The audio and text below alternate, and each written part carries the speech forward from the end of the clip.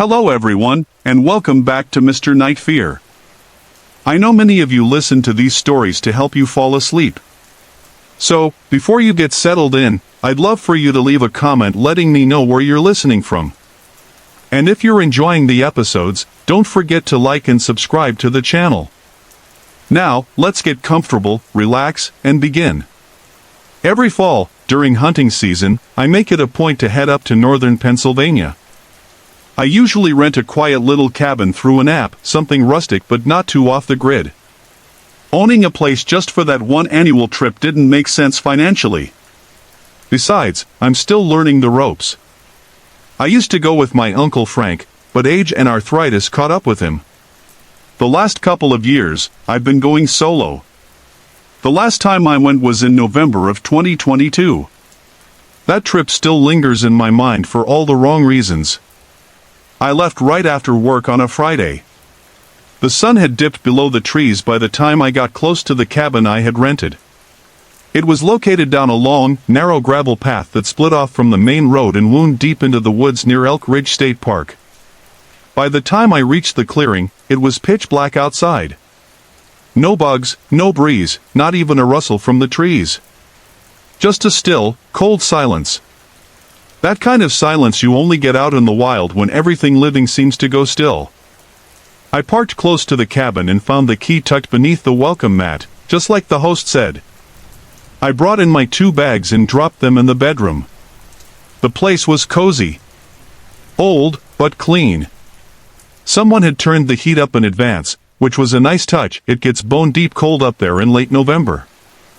There was cable, Wi-Fi, even a small fireplace. I set my alarm for dawn, prime time if you want to catch a deer moving through the brush. When morning hit, I was up, dressed, and out into the woods in less than 30 minutes. I didn't know the terrain too well, so I found a spot behind a downed tree, perfect cover. I was settling in for the wait when I heard a man's voice behind me. It startled the hell out of me.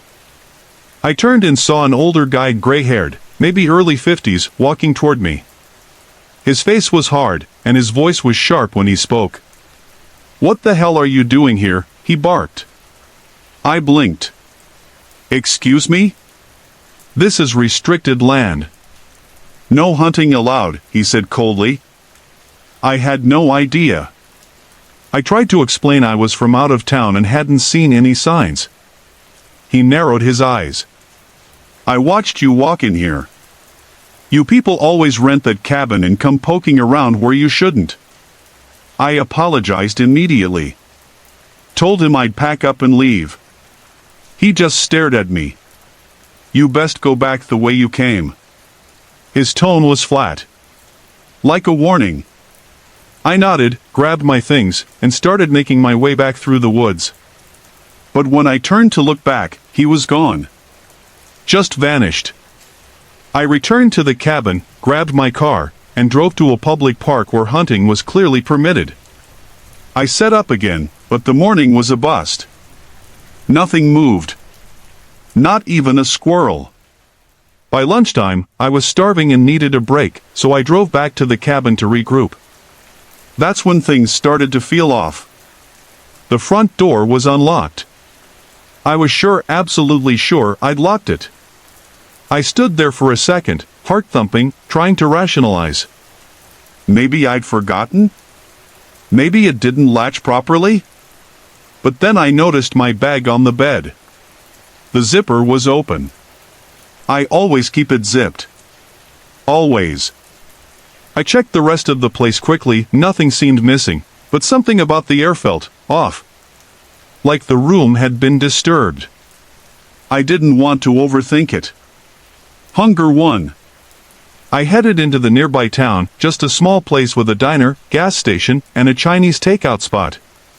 I grabbed some food and went back. I planned to head out again around dusk.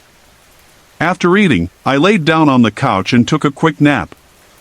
When I woke, I returned to the park, but it was the same story, no deer, no movement, nothing. My uncle used to say, "You'll find one in 10 minutes or in 10 days. Just depends on how the woods feel that day." That day, the woods were silent. When the sun dipped, I packed up and headed back to the cabin. I cooked some pasta and meatballs I'd brought from home, put on the TV, and tried to unwind. There was some old black and white horror flick playing. It added a weird charm to the evening. But my mind kept circling back to the door being unlocked. The bag. The sense that someone had touched my things. Still, nothing was missing. I brushed it off, brushed my teeth, and crawled into the bed. I turned on another movie and planned to drift off to it. And I did almost. I hit that weird state between waking and sleeping. The film blurred with a light dream, like my mind was floating somewhere between the room and another place. That's when I heard it. A soft click. Not from the front door. From inside the room. I opened my eyes. The closet door was open, just a crack. My body tensed. I sat up slowly. That creeping feeling returned, the one that tells you something isn't right. I got up quietly, crossed the room, and opened my hunting pack. I pulled out my CZ75. I returned to the bedroom and turned on the light. My eyes locked on the closet door. "Come out now," I said loudly. "I have a gun. Don't make me use it." Part of me thought I was being ridiculous. Then the door creaked open. And the man stepped out. Same guy from the woods. His face was twisted into a weird, toothless grin. His eyes were wide, and something about the way he stood made my stomach drop. "You got me," he said, like it was a game. "Don't move," I said, raising the gun. He didn't flinch.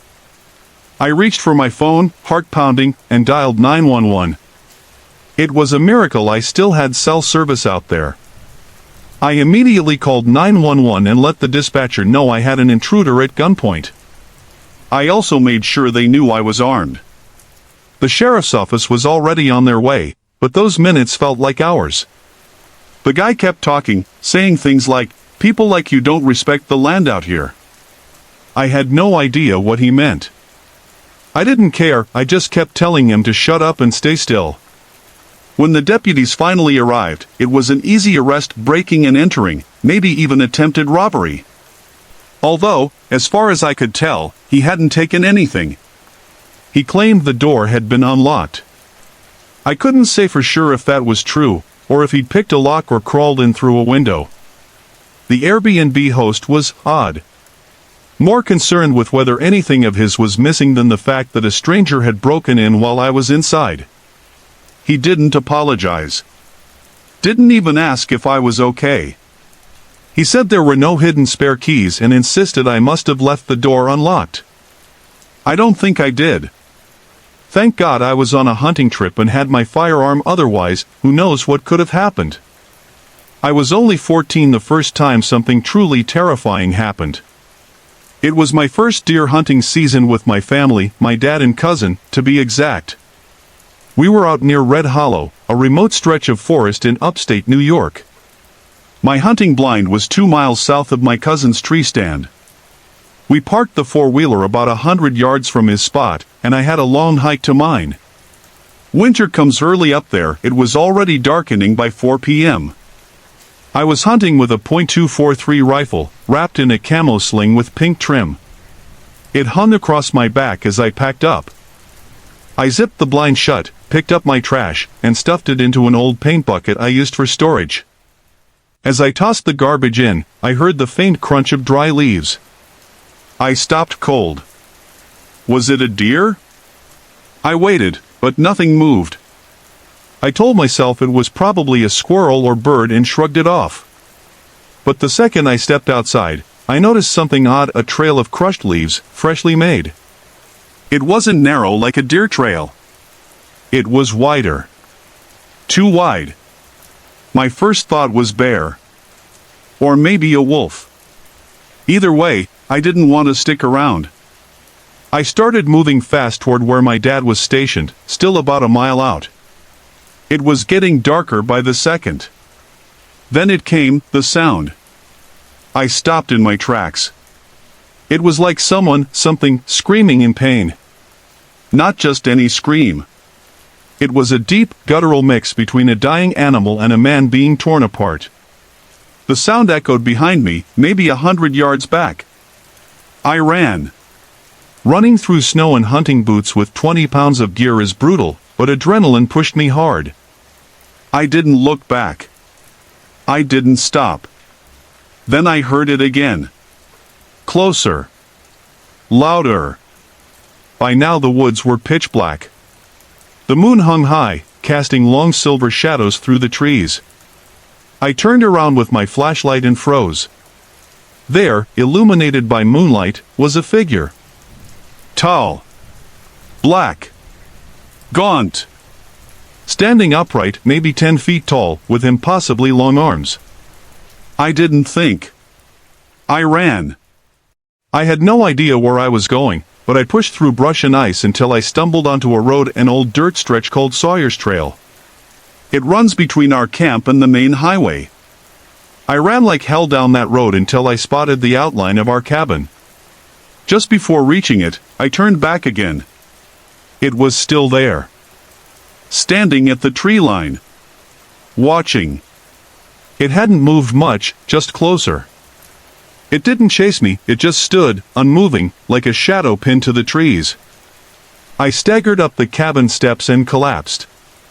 My whole body heaved and I vomited from the stress and exhaustion. Then I passed out. I woke up to the hum of my dad's four-wheeler pulling into the driveway. I ran to him and broke down crying. I told him everything, the noises, the shadow, the run through the woods. He didn't believe me. Not at first. But when we sat down inside and I looked him in the eyes, something changed. He stopped smiling. He didn't say much for the rest of the night. I didn't sleep that night. Or for many nights after. People later said it was probably a bear. Maybe I imagined it. Maybe it was stress or the dark playing tricks. But I know what I saw.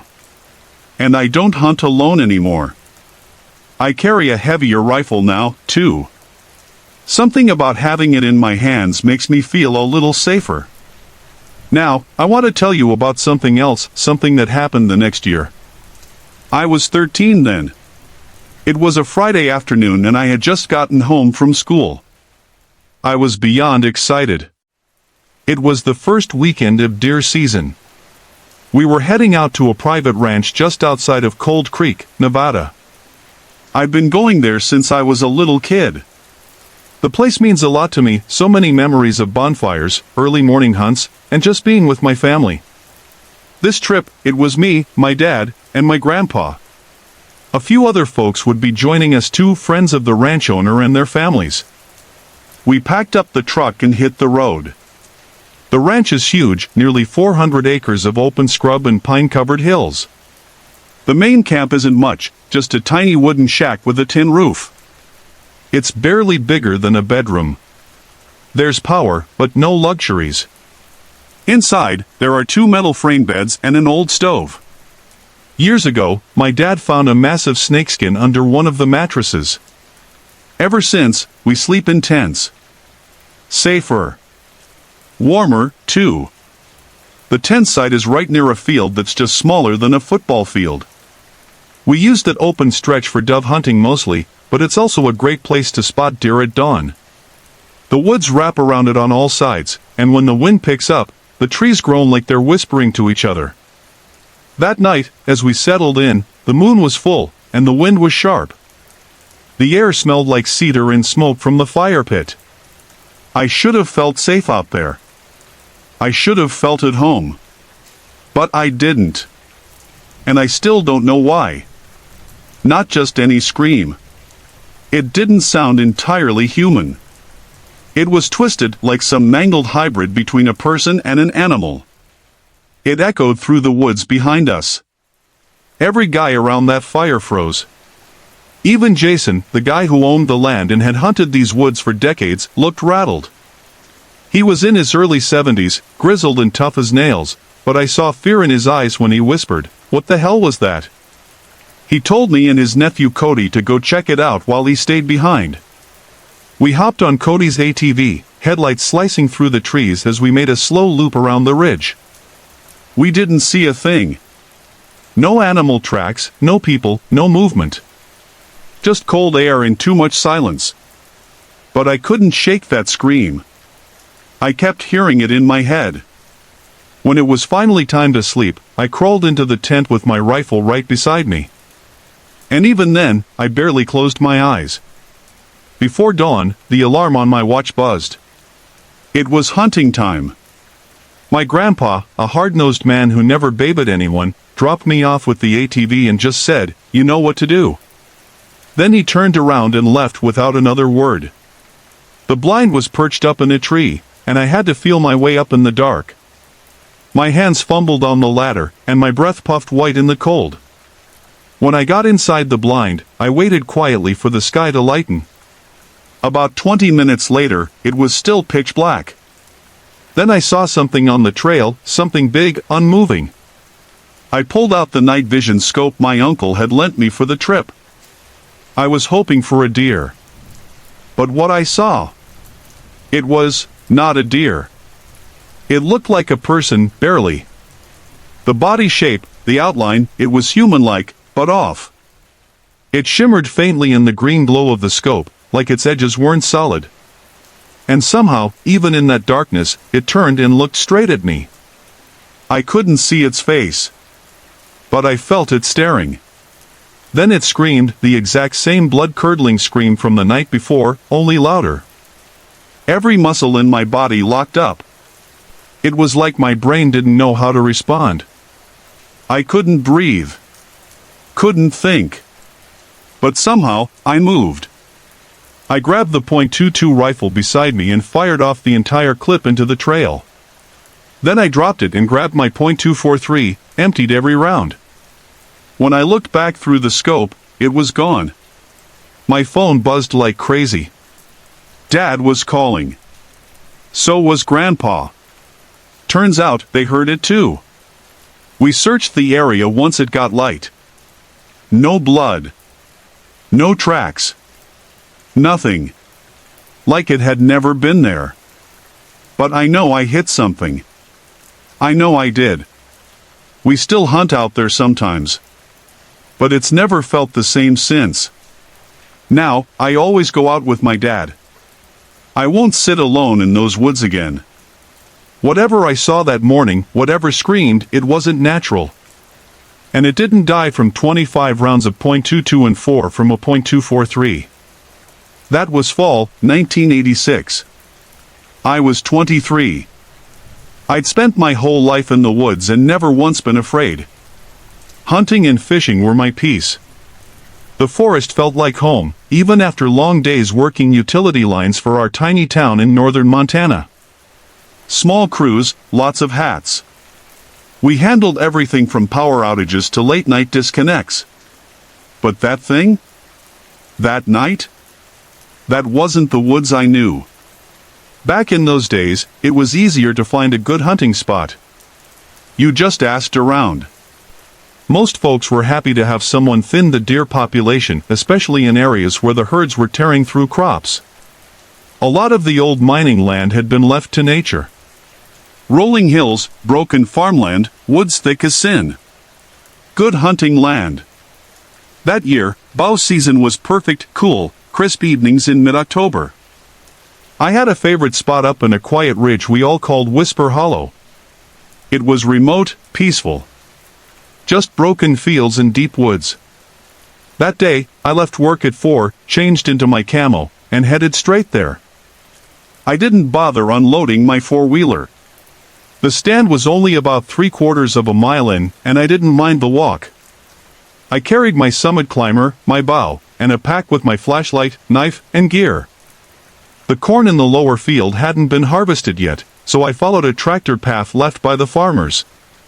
At the far end, I crossed a shallow creek, water no higher than my boots, before making my way to the top of the ridge. It was quiet. Still. I pushed through a patch of brambles, ducked beneath a few branches, and found the game trail I knew well. It led straight into the woods. Once I got to the right tree, tall, thick, steady. I got the stand set and climbed up, slow and careful. By the time I settled in, the sun was dipping low behind the trees. I could hear the wind brushing the last leaves of autumn, the distant call of a crow somewhere behind me, the faint rustle of something moving far off in the brush. It should have been just another hunt. But Whisper Hollow didn't feel so peaceful that evening. I've always loved being out in nature. The whole hunting thing? That was just an excuse. I never cared much about getting a deer. I just wanted the peace, the trees, the stillness. I work as a utility lineman, so I'm not scared of heights. I actually like being up there. This one evening, I climbed about 20 feet up into a tall oak, hoping to catch the sunset through the thinning autumn leaves. The woods were calm, cool. I settled into my climber stand around 5:30 p.m. with an arrow nocked, just in case. I usually stayed late, didn't want to scare off any nearby deer by climbing down too early. Normally, I hunted from one of my permanent stands. Those trails were marked with reflective tape, easy to spot at night. But tonight, I'd picked a new spot. No markers. No familiarity.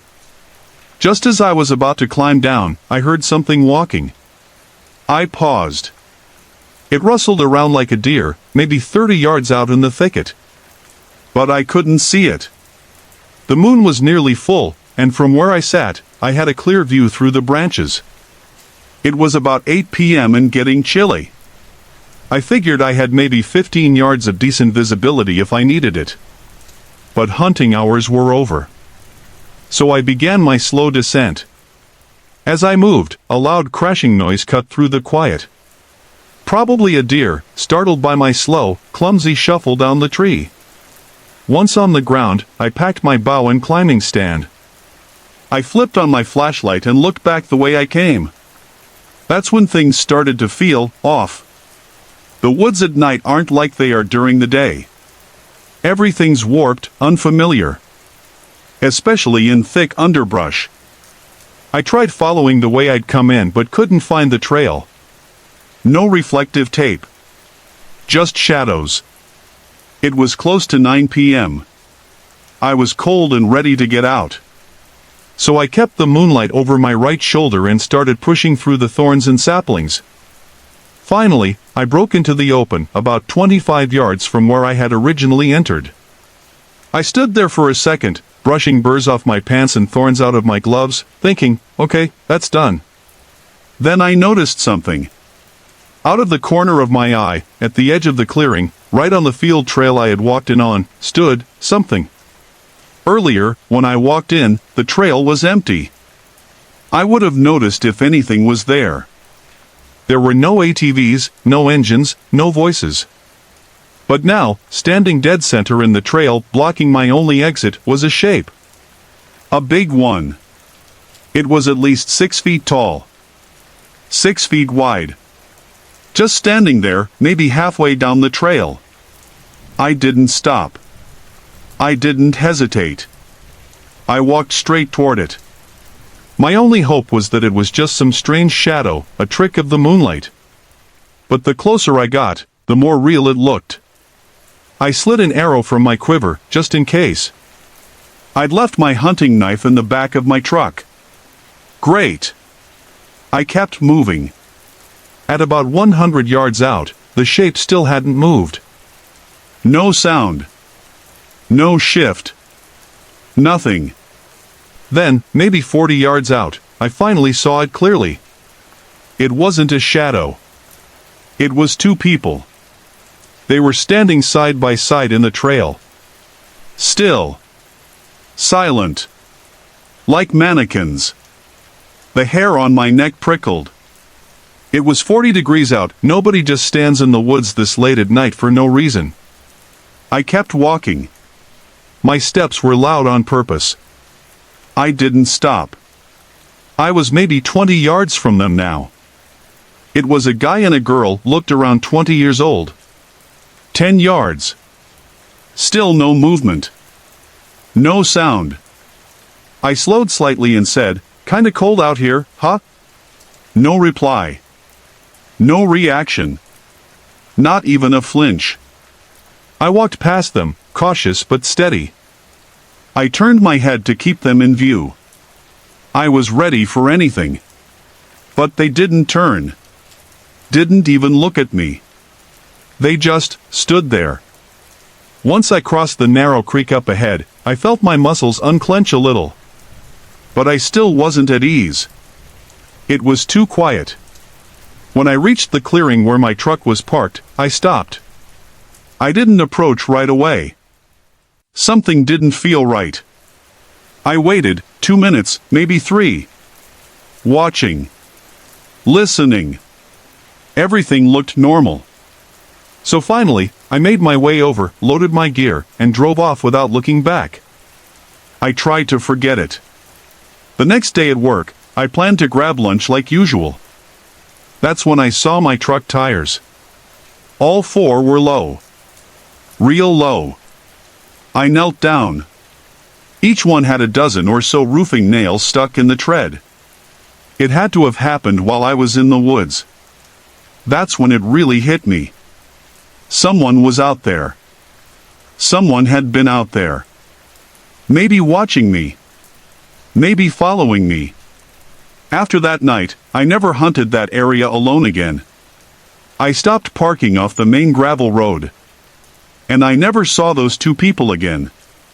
Whoever they were. Whatever they were. They were standing right where I needed to walk to get out. Blocking the way. Silent. Cold. And I still don't know why. Sorry to interrupt. If you're enjoying the story, let me know in the comments and tell me where you're watching from. Don't forget to like and subscribe for more.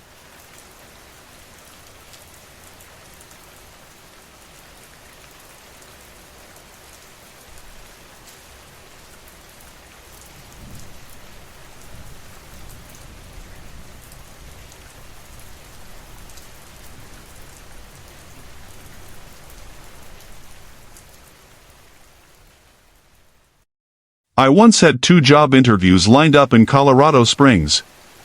At the time, I was still living in upstate New York, and money was tight. So instead of flying, I packed up my car and decided to drive the whole way down. My current job back then was a dead-end office gig I couldn't stand. These new interviews felt like my way out. Both were with solid companies, offering real benefits, good salaries, and a chance at a new beginning. And, of course, the weather would be a major upgrade from the brutal New York winters. I worked my shift that Thursday, then rushed home, grabbed my suitcase, said goodbye to my parents, and hit the road just after 6 p.m. The drive was long, about 9 hours straight. I had a room booked at a lodge in just outside the city. I slammed 3 coffees in the first few hours, and for a while, I was alert. But if your body's already running on fumes, there's only so much caffeine can do. I hadn't slept well the night before, too anxious about the interviews. And now, after a full day at work, my brain was fading fast. By the time it was around 12:30 a.m., I still had 2 hours left to drive. The road was dead, no headlights ahead, no taillights behind. Just me and the hum of the wheels. Then I saw him. A man, standing on the shoulder of the highway. Not walking. Not moving. Just there. He wore a dark suit. Pale face. Eyes forward, locked on my car. And the most chilling part? His head turned to follow me as I passed. I muttered, "What the hell," aloud. I slowed just a little, honestly thinking about turning back. Maybe he needed help. Maybe he'd been in an accident. But something told me to keep going. I started telling myself stories to stay awake. Maybe his girlfriend ditched him, maybe he got lost. Anything to distract from how weird it was. 10 minutes later, I spotted another man on the shoulder. Also in a dark suit. Also standing still. Same posture. Same eerie stillness. I slowed down and actually began pulling to the side to check on him. But as I reached the shoulder and looked in the rearview mirror, he was gone. Just gone. I slammed the gas and got back onto the highway. I was shaking now. I needed another hit of caffeine badly. Luckily, I spotted a 24-hour gas station rest stop and pulled in. I grabbed a medium coffee and took a few sips. The lot was almost empty. The place had that washed-out yellow glow under the overhead lamps. Then I saw him again. Standing under one of the lights, facing my car. Same suit. Same face. Middle-aged, clean-shaven, short brown hair. His eyes weren't angry, they weren't anything. Just blank. But it was the stillness again that messed with me. It was like he wasn't real. Like a statue. But statues don't follow you. I didn't hesitate this time. I turned the car back on and peeled out of that lot. I was exhausted, terrified, and barely holding it together. I wasn't going to make it the rest of the way, so I pulled off at the next empty business park lot I could find. I tilted the seat all the way back, trying to rest. The lot was quiet. Too quiet. My heart wouldn't slow down. I was afraid to close my eyes. Afraid that if I opened them, he'd be standing there again. But eventually, I drifted off. Something made me jolt awake maybe 30 minutes later. Probably just a noise, or my brain refusing to let me sleep peacefully. I looked out each window. Nothing. Then I looked into the rearview mirror. And I swear to you, there was someone sitting in my back seat. Just a second. Just a glimpse. But it was enough. It was him. I screamed, flung the door open, and fell onto the pavement. My arms scraped against the concrete as I scrambled back, still screaming. I got up, heart racing, eyes wide, and checked the car. Nothing. Back seat completely empty. I stood there for a long moment, hands on the roof, trying to breathe. Trying to convince myself I was hallucinating. Maybe the exhaustion had gotten the better of me. Eventually, I climbed back in. Locked the doors. Sat there. I told myself it was just stress. Just sleep deprivation.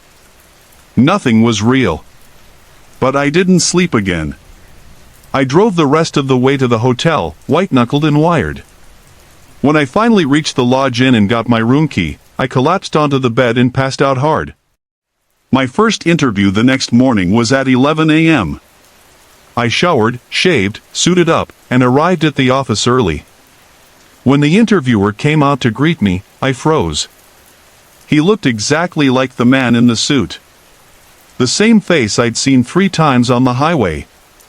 Same posture. Same blank stare. He noticed my hesitation, I know he did. I tried to play it cool, but the whole interview, I was out of it, sweaty, distracted, nervous. It tanked the interview. The second one went better. The next interviewer was a woman, and I felt calmer. Grounded. She liked me, and I ended up getting that job. That's where I still work now. I live in Colorado Springs. Life's been good. But I once told a therapist about that night. She said the stress and lack of sleep likely triggered hallucinations, and my brain just used a simple symbol of fear, a man in a suit. The embodiment of corporate anxiety. Maybe she's right. But I still don't know how to explain how he showed up 3 times, in different places, before I ever met that first interviewer. Or how real it felt in the moment. I still keep my doors locked at night. Not because I think he'll come back. But because deep down, I'm afraid he never left. Let me start by saying, I know it might not sound too crazy, but honestly, it was terrifying. It all happened during a solo night drive through the back roads near Aspen Hollow, Colorado. I was trying to skip the freeway traffic and take a longer but quieter route home. It was just past midnight, the kind of night where the world feels completely asleep, and the only sound is the hum of your engine. I had my usual podcast playing softly in the background, something true crime related, when I heard that little ding from my car, the low fuel warning. I groaned a little, then opened my GPS and searched for the closest gas station. It directed me to a place a few miles ahead, tucked along this isolated road, surrounded on both sides by thick pine forest.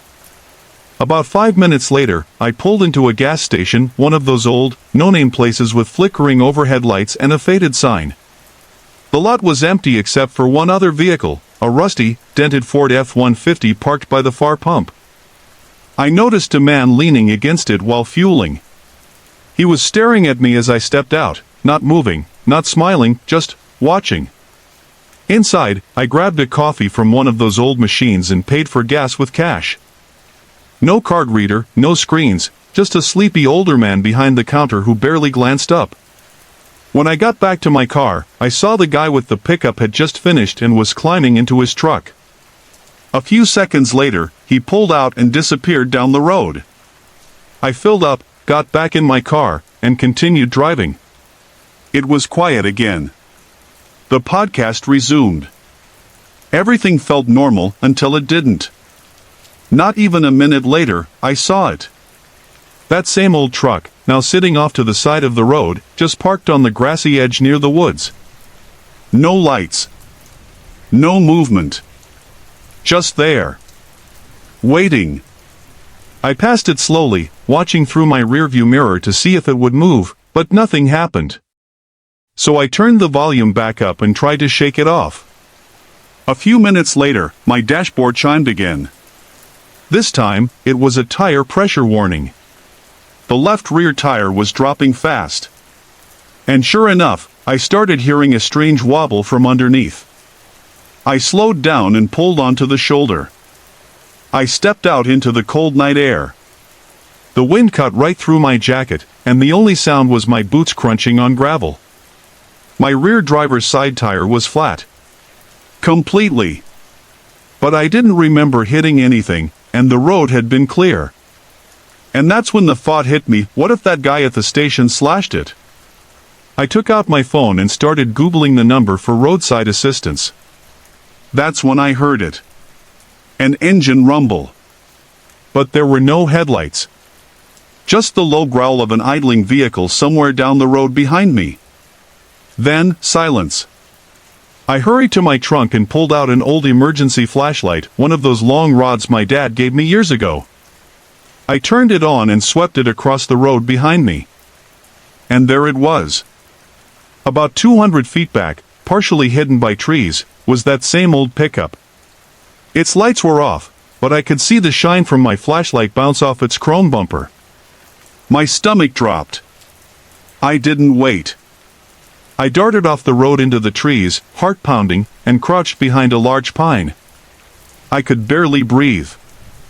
I dialed 911 and whispered everything, the flat tire, the man from the gas station, the truck following me. The operator kept calm, asking for a description. While I was whispering, I heard the truck door slam shut. Footsteps. Crunching over the dead winter grass. Then, silence again. The dispatcher asked if I could see if he had a weapon. I leaned ever so slightly to peek through the branches, then the call dropped. No service. I wanted to scream, but I stayed still.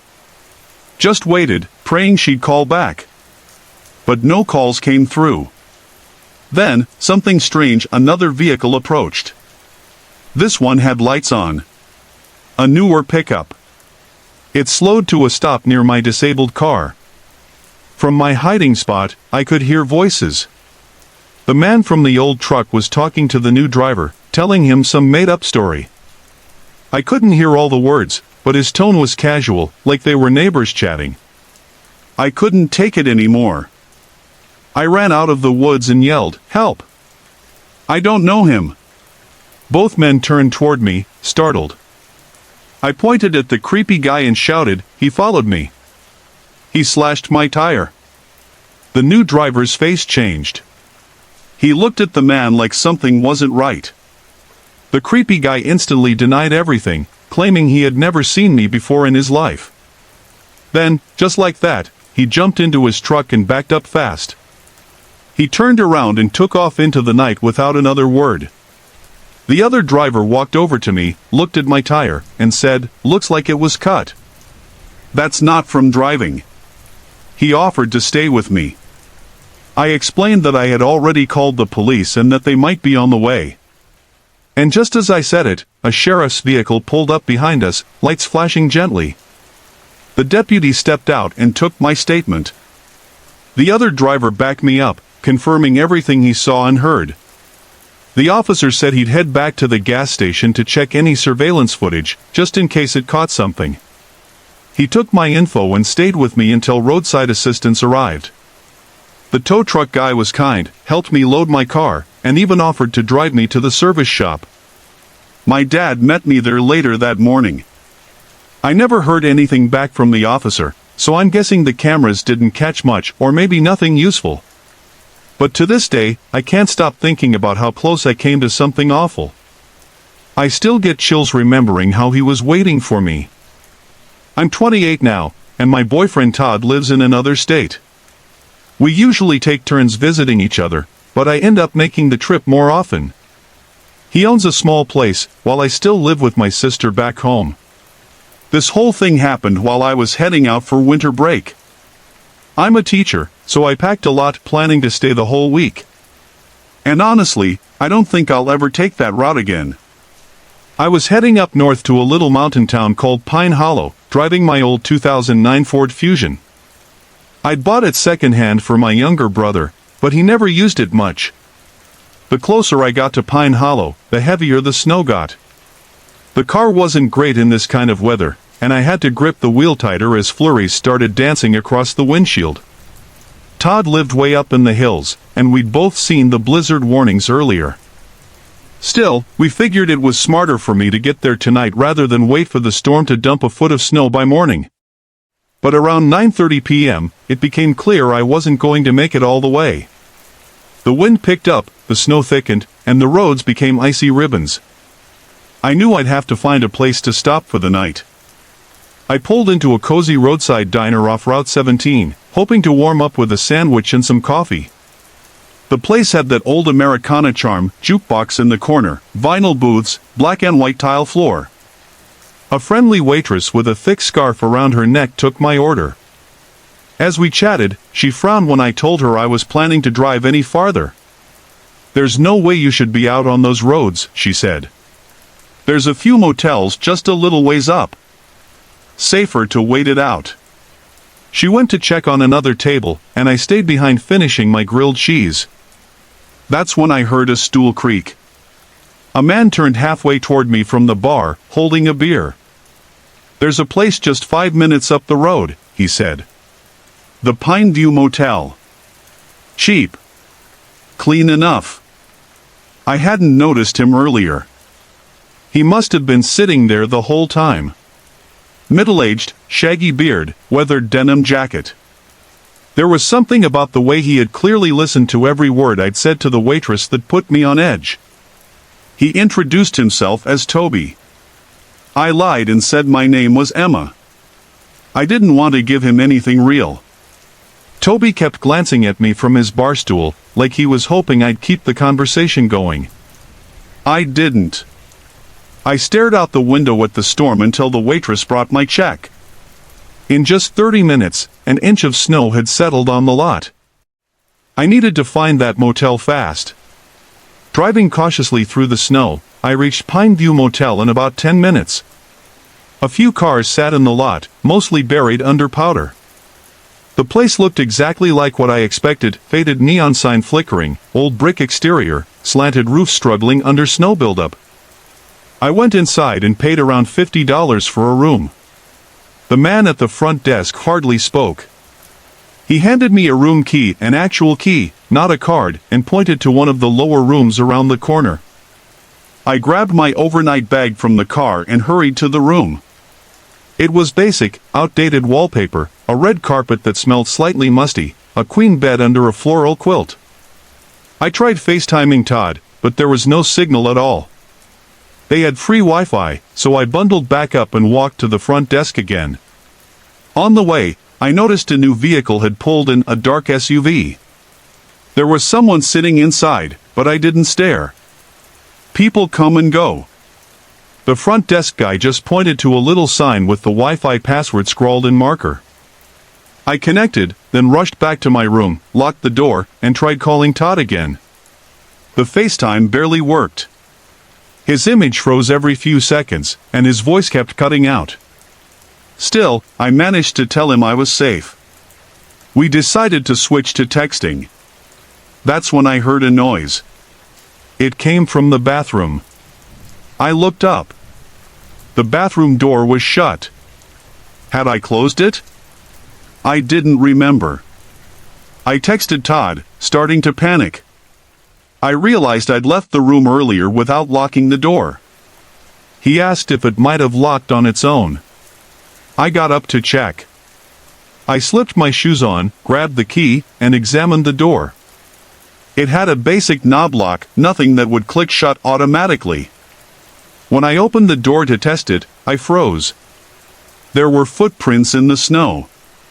A second set leading from the SUV in the lot directly to my room. And now that SUV was empty. I slammed the door shut, heart racing, and ran to the front desk. I told the man, almost begged him, that someone had broken into my room. He didn't rush to call the police. Instead, he picked up the phone and started speaking in a language I didn't understand. A minute later, he hung up and told me to wait inside with him. I stood near the window, staring out toward my room. A few minutes passed. Then the door to my room opened. Toby stepped out. He walked casually toward the SUV, his boots crunching the snow. We locked eyes. No expression. No fear. He got in and slowly pulled away into the snowy dark. I wanted to scream, but I couldn't find my voice. Eventually, another man showed up, bigger, quiet, didn't speak English. The desk clerk explained they'd give me another room, free of charge. They both helped me move my stuff to a different room at the far end of the building. I didn't sleep much that night. Todd offered to come get me, but I told him not to risk the roads.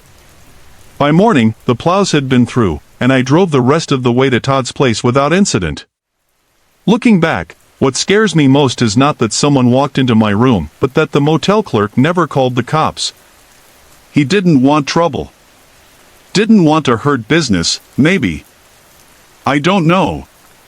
I called the diner to warn them about Toby. I don't trust strangers anymore. Not after that night. Sorry to interrupt. If you're enjoying the story, let me know in the comments and tell me where you're watching from. Don't forget to like and subscribe for more.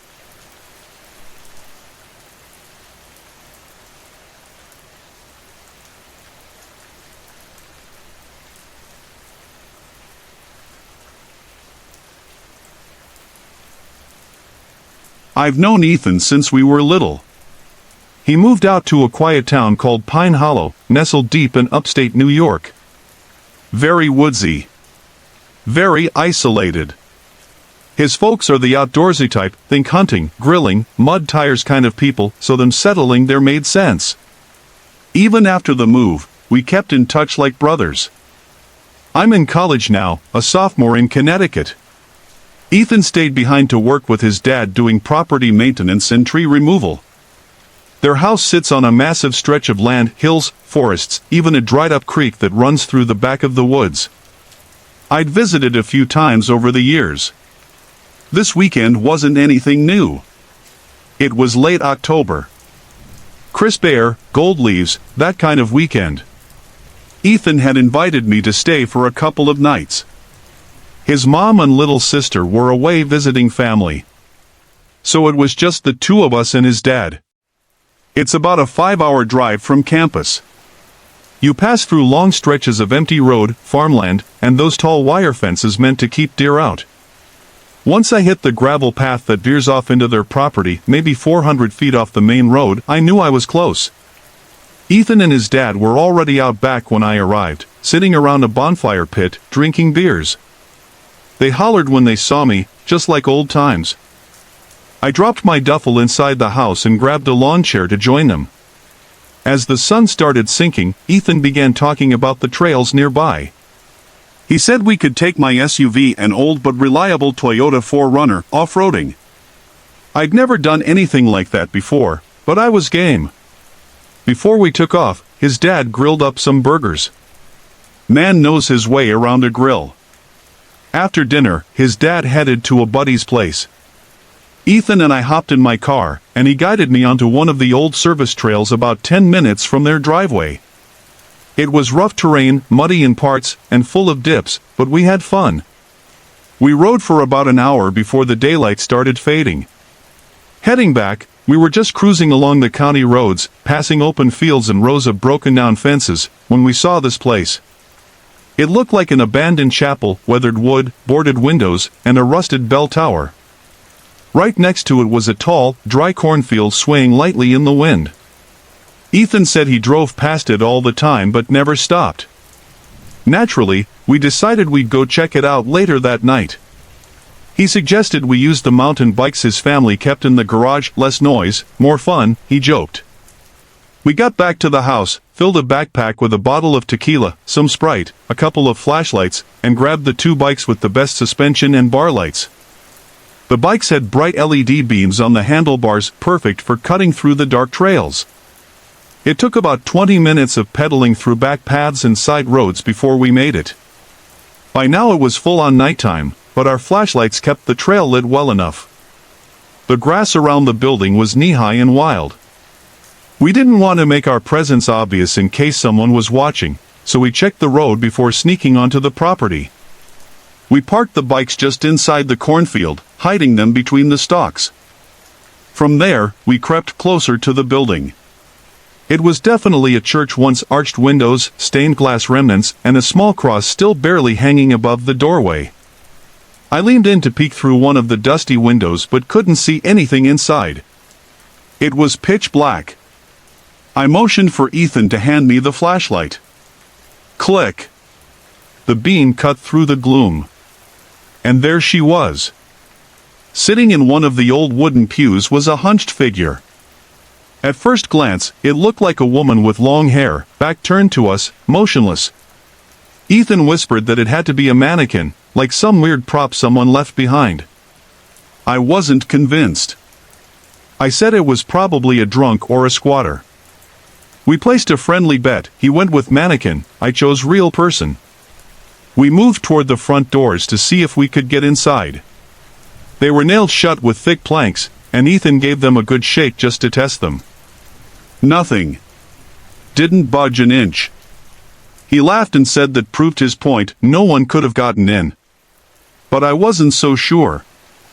I told him we should check the other side, maybe another window would give us a better look. So we walked around the side of the chapel to the window with the clearest view of the pews. I turned the flashlight back on, aimed it inside. And the figure was gone. Empty pew. I looked at Ethan. You owe me. I said it like a joke, but my voice was shaking. He didn't laugh. He whispered, "Where did it go then?" I swept the flashlight slowly through the room, left to right. And then we both jumped. There was a man standing to the left of the window. Inside. Staring back at us. His face was pale. Eyes sunken. Clothes too clean for a homeless guy. We bolted. Ran straight back into the cornfield, trying to remember exactly where we left the bikes. But it was chaos. We didn't dare turn on the flashlights. The dark would hide us better. But that also meant we couldn't see. Then we heard it slam. Something heavy. A door maybe. Back at the chapel. Ethan froze. "Shoo," he said, barely a whisper. He pointed toward the corn. "I hear something. Rustling. Stalks being brushed aside. Not the wind. Something or someone was moving through the field." Then everything stopped. No wind. No movement. Just silence. The kind that makes your ears ring. We crouched low, heartbeats pounding. I didn't move. Neither did Ethan. After what felt like forever, he leaned over and whispered, "Which way were the bikes?" That's when we heard it. Fast. Close. Someone running right through the corn, straight toward us. I yelled, "Go," and we broke into a sprint. Corn slapping our faces, arms raised to shield ourselves. I didn't know where I was going, just that we needed to get out. Finally, we broke through the edge of the field, stumbling out onto the road. Whoever or whatever was chasing us didn't follow. Ethan pulled out his phone and called his dad. The truck showed up within minutes. His dad didn't yell. Didn't even ask why we were there. Just grumbled about the bikes we left behind. But when we told him what we saw, he nodded and said, "You did the right thing running." We never went back for the bikes. And that chapel? It's still there. Still boarded up. But now, when I visit Pine Hollow, I don't drive that road anymore. Not at night. The next morning, Carter's dad drove us back to the old chapel, this time with his rifle resting across the back seat. We combed through the cornfield until we spotted the bikes. They were half buried beneath a mat of tall grass. We tossed them into the bed of his pickup and were about to head out when something made us stop. At one of the narrow windows in the chapel, we saw a figure. It was the same person, had to be. They didn't move right away. Just stood there, watching. Then, slowly, they stepped back into the shadows. Carter's dad muttered, "Let's get the hell out of here." And coming from him? That meant something.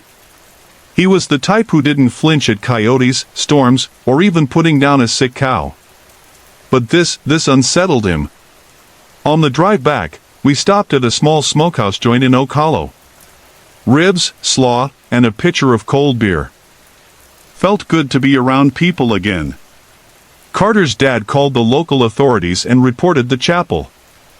Told them someone was living there. Squatting. Said it needed to be checked out. At least we didn't walk away doing nothing. Still, I can't help but wonder if that man is still inside those stone walls. Watching. Waiting. I don't even know who he was, or what he wanted. I live out on a small soybean farm now. Just me, my older brother Joe, and his wife, Carol. We share the work during the planting and harvest seasons. But during the off-season, they travel Colorado, New Mexico, sometimes up to Canada. Me? I stay behind. My fiancée passed away a few years ago. I haven't really dated since. Haven't wanted to. The house can feel real big when it's just me. Especially in October. That week, Joe and Carol were away visiting family in Minnesota. I was watching the property alone. It was early October. Just before our final harvest. A crisp evening. The kind where you leave the windows open for the breeze to dance through the house. I was dozing in my recliner, wrapped in a flannel blanket, when I heard it. A scream. High-pitched. Sharp. Female. I jolted upright, the hairs on my neck rising. Couldn't tell if it was a teenage girl or a grown woman, but it was terrifying. I ran to the bedroom and opened my gun safe. Grabbed my lever-action rifle and stepped out onto the front porch. The air was cool, the kind of cold that sticks to your skin. The scream came again, closer this time. It was coming from the cornfield. My cornfield. I raised the rifle and fired a shot into the sky, just a warning. At first, silence. Then, a voice, "Help." That single word echoed across the field, and then nothing. I shouted, "Who's out there? Do you need help?" Only the wind answered. I flicked on every exterior light and grabbed my phone. Dialed 911 and stepped into the rows of corn. The dry stalks brushed against my jacket as I pushed through, calling out again and again. By the time 4 deputies arrived, I had already walked half the field. Flashlights in hand, we swept every row, our boots crunching over dry husks. We found no one. One of the deputies told me to call again if I heard anything unusual. We'll be close, he promised. Then they left.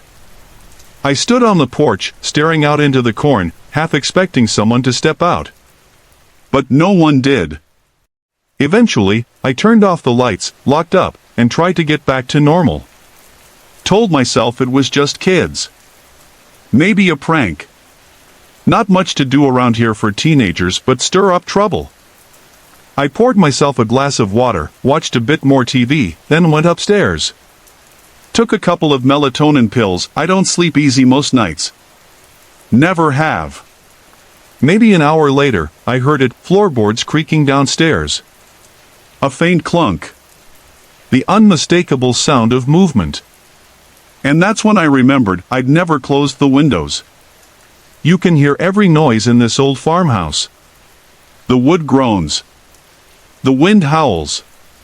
And if someone's inside, well, you'll know. I reached for my phone and called Joe. He answered groggily.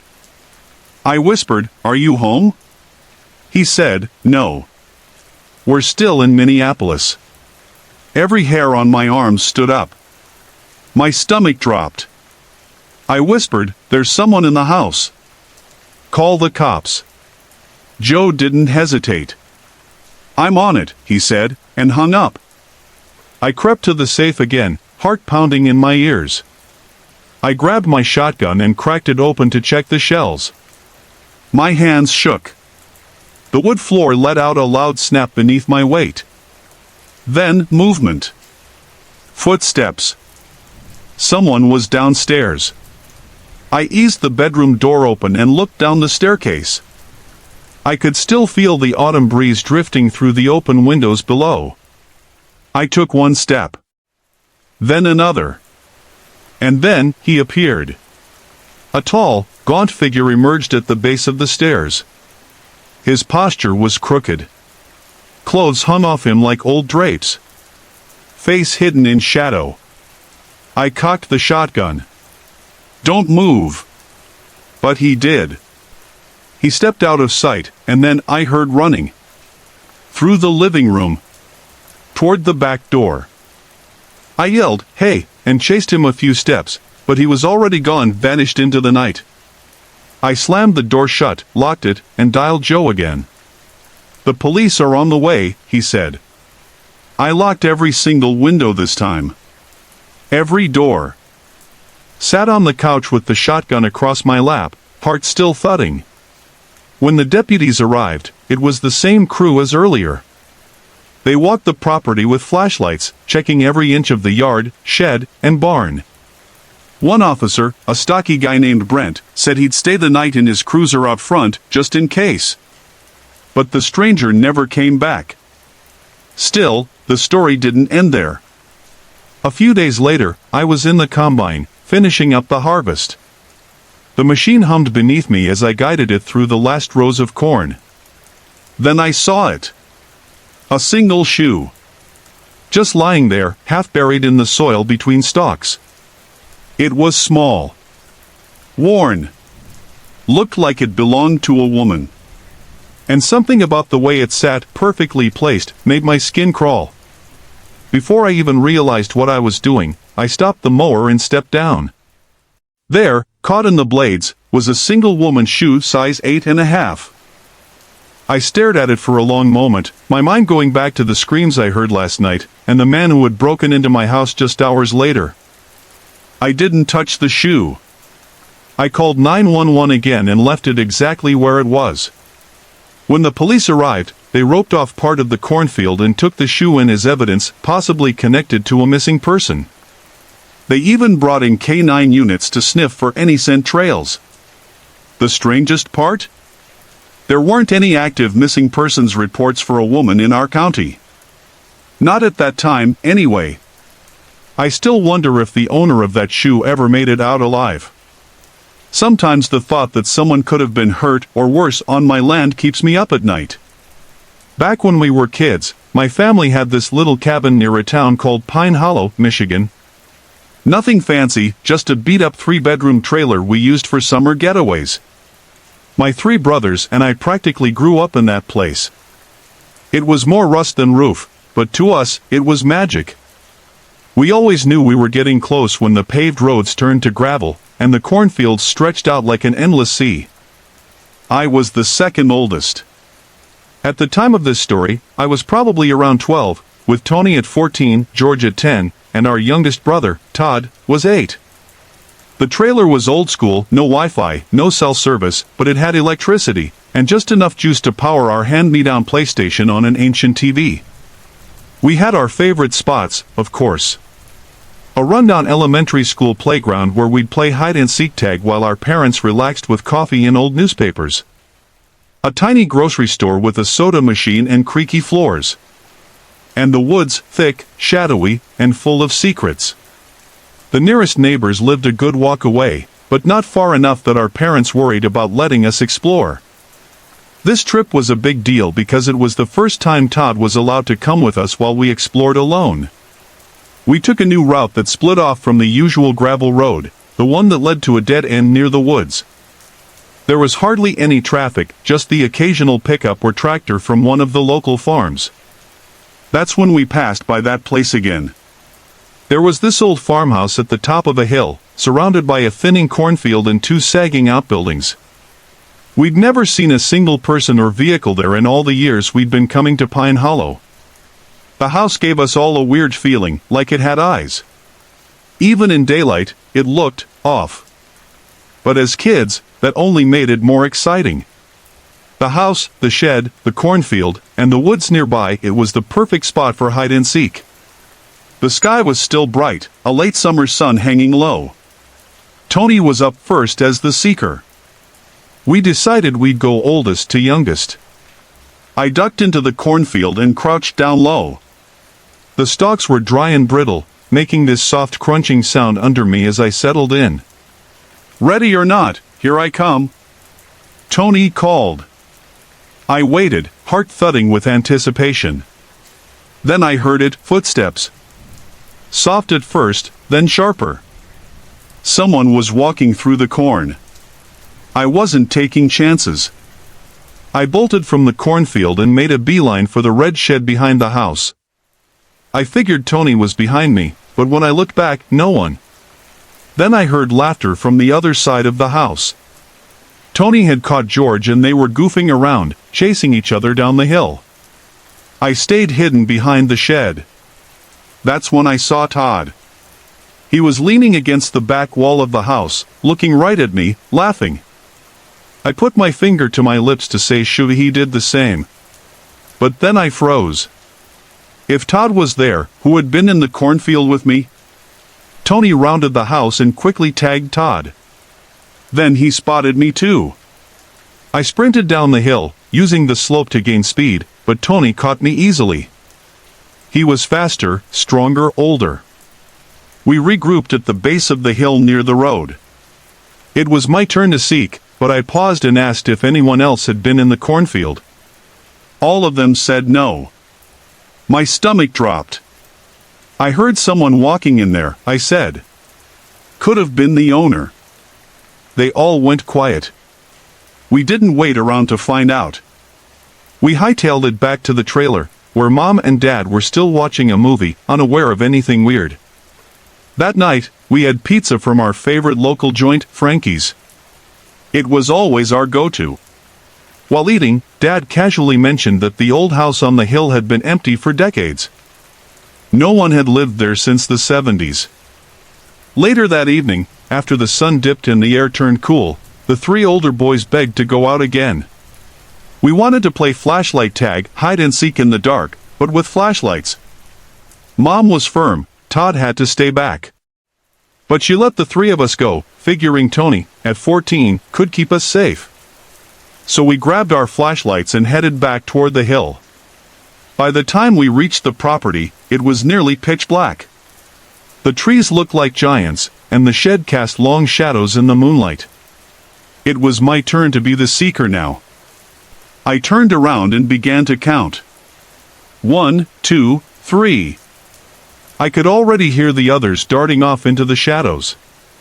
57, 58, 59, 60. I'm coming! I shouted and stepped into the dark. I kept my flashlight off. I didn't want anyone knowing where I was. The moon gave me just enough light to move without tripping. I hurried up the slope toward the old farmhouse. It sat in the dark, no lights on, no signs of life. I crept around the side of the house and then over by the weathered shed. Nobody there. I scanned the edge of the woods, hoping for movement. I flicked on my flashlight for a second to sweep the tree line. Nothing. I turned the light back off. My gut told me someone was hiding in the cornfield. It was too perfect, tall, thick, quiet. The kind of place you hide when you don't want to be found. It wasn't that big of a field, so I figured I could check it quickly. I made my way down the hill and into the corn. The stalks rustled around me, making it hard to stay quiet, but I tried. I left the flashlight off again. It felt safer, like maybe I could see them before they saw me. But being in that cornfield at night, I didn't realize how terrifying it was until I was deep in it. Everything felt alive. The air was heavy. Each step made the soil crunch softly beneath my feet. Then I heard it. Footsteps. Soft, dragging steps moving through the corn, not far from me. I held my breath. My heart was pounding. I had to be quiet. If I was going to catch whoever was in there, I had to be smart. I listened. The footsteps got closer. And closer. When they were nearly on top of me, I turned on my flashlight and yelled, "Gotcha!" But all I caught was the blurry back of someone running away, fast, vanishing into the corn. "Who are you?" I shouted. Then came the laughter. It wasn't my brother's laughter. And it wasn't a kid's laugh either. It was low. Broken. Like something was wrong with it. It was the laugh of a man. A grown man. I froze. My hand trembled as I waved the flashlight in all directions. Then I heard a voice. A whisper, like it was right behind the corn. "Can I play with you guys?" I turned. There he was. Only part of his face was visible through the stalks, but it was enough. His face looked wrong. Like it was twisted or melted. Maybe it was a mask. Or maybe it wasn't. I didn't wait to find out. I ran. I screamed my brother's names. "Run! Game's over!" I heard them yell back from up the hill. I saw their lights moving fast. I reached them and shouted, "Don't stop! Just run!" We tore down the road together, not stopping until we hit our own property. Out of breath, hearts racing. When I told them about the man in the corn, about his face and the voice, their expressions dropped. Pale. Silent. We told our parents. Mom looked disturbed. Dad just stood there. He didn't say much, just kind of stared. Mom made a new rule right then: you boys don't leave this property after dark. Ever. Honestly? I didn't want to. That night, I kept thinking, what if he was outside? Just standing there in the dark. Watching through a window. I couldn't sleep. I know I scared my brothers. I know I scared my parents too. But I didn't make anything up. We never went near that old place again. And a few years later, my parents sold it. Thank God it was far enough from our home. Sorry to interrupt. If you're enjoying the story, let me know in the comments and tell me where you're watching from. Don't forget to like and subscribe for more.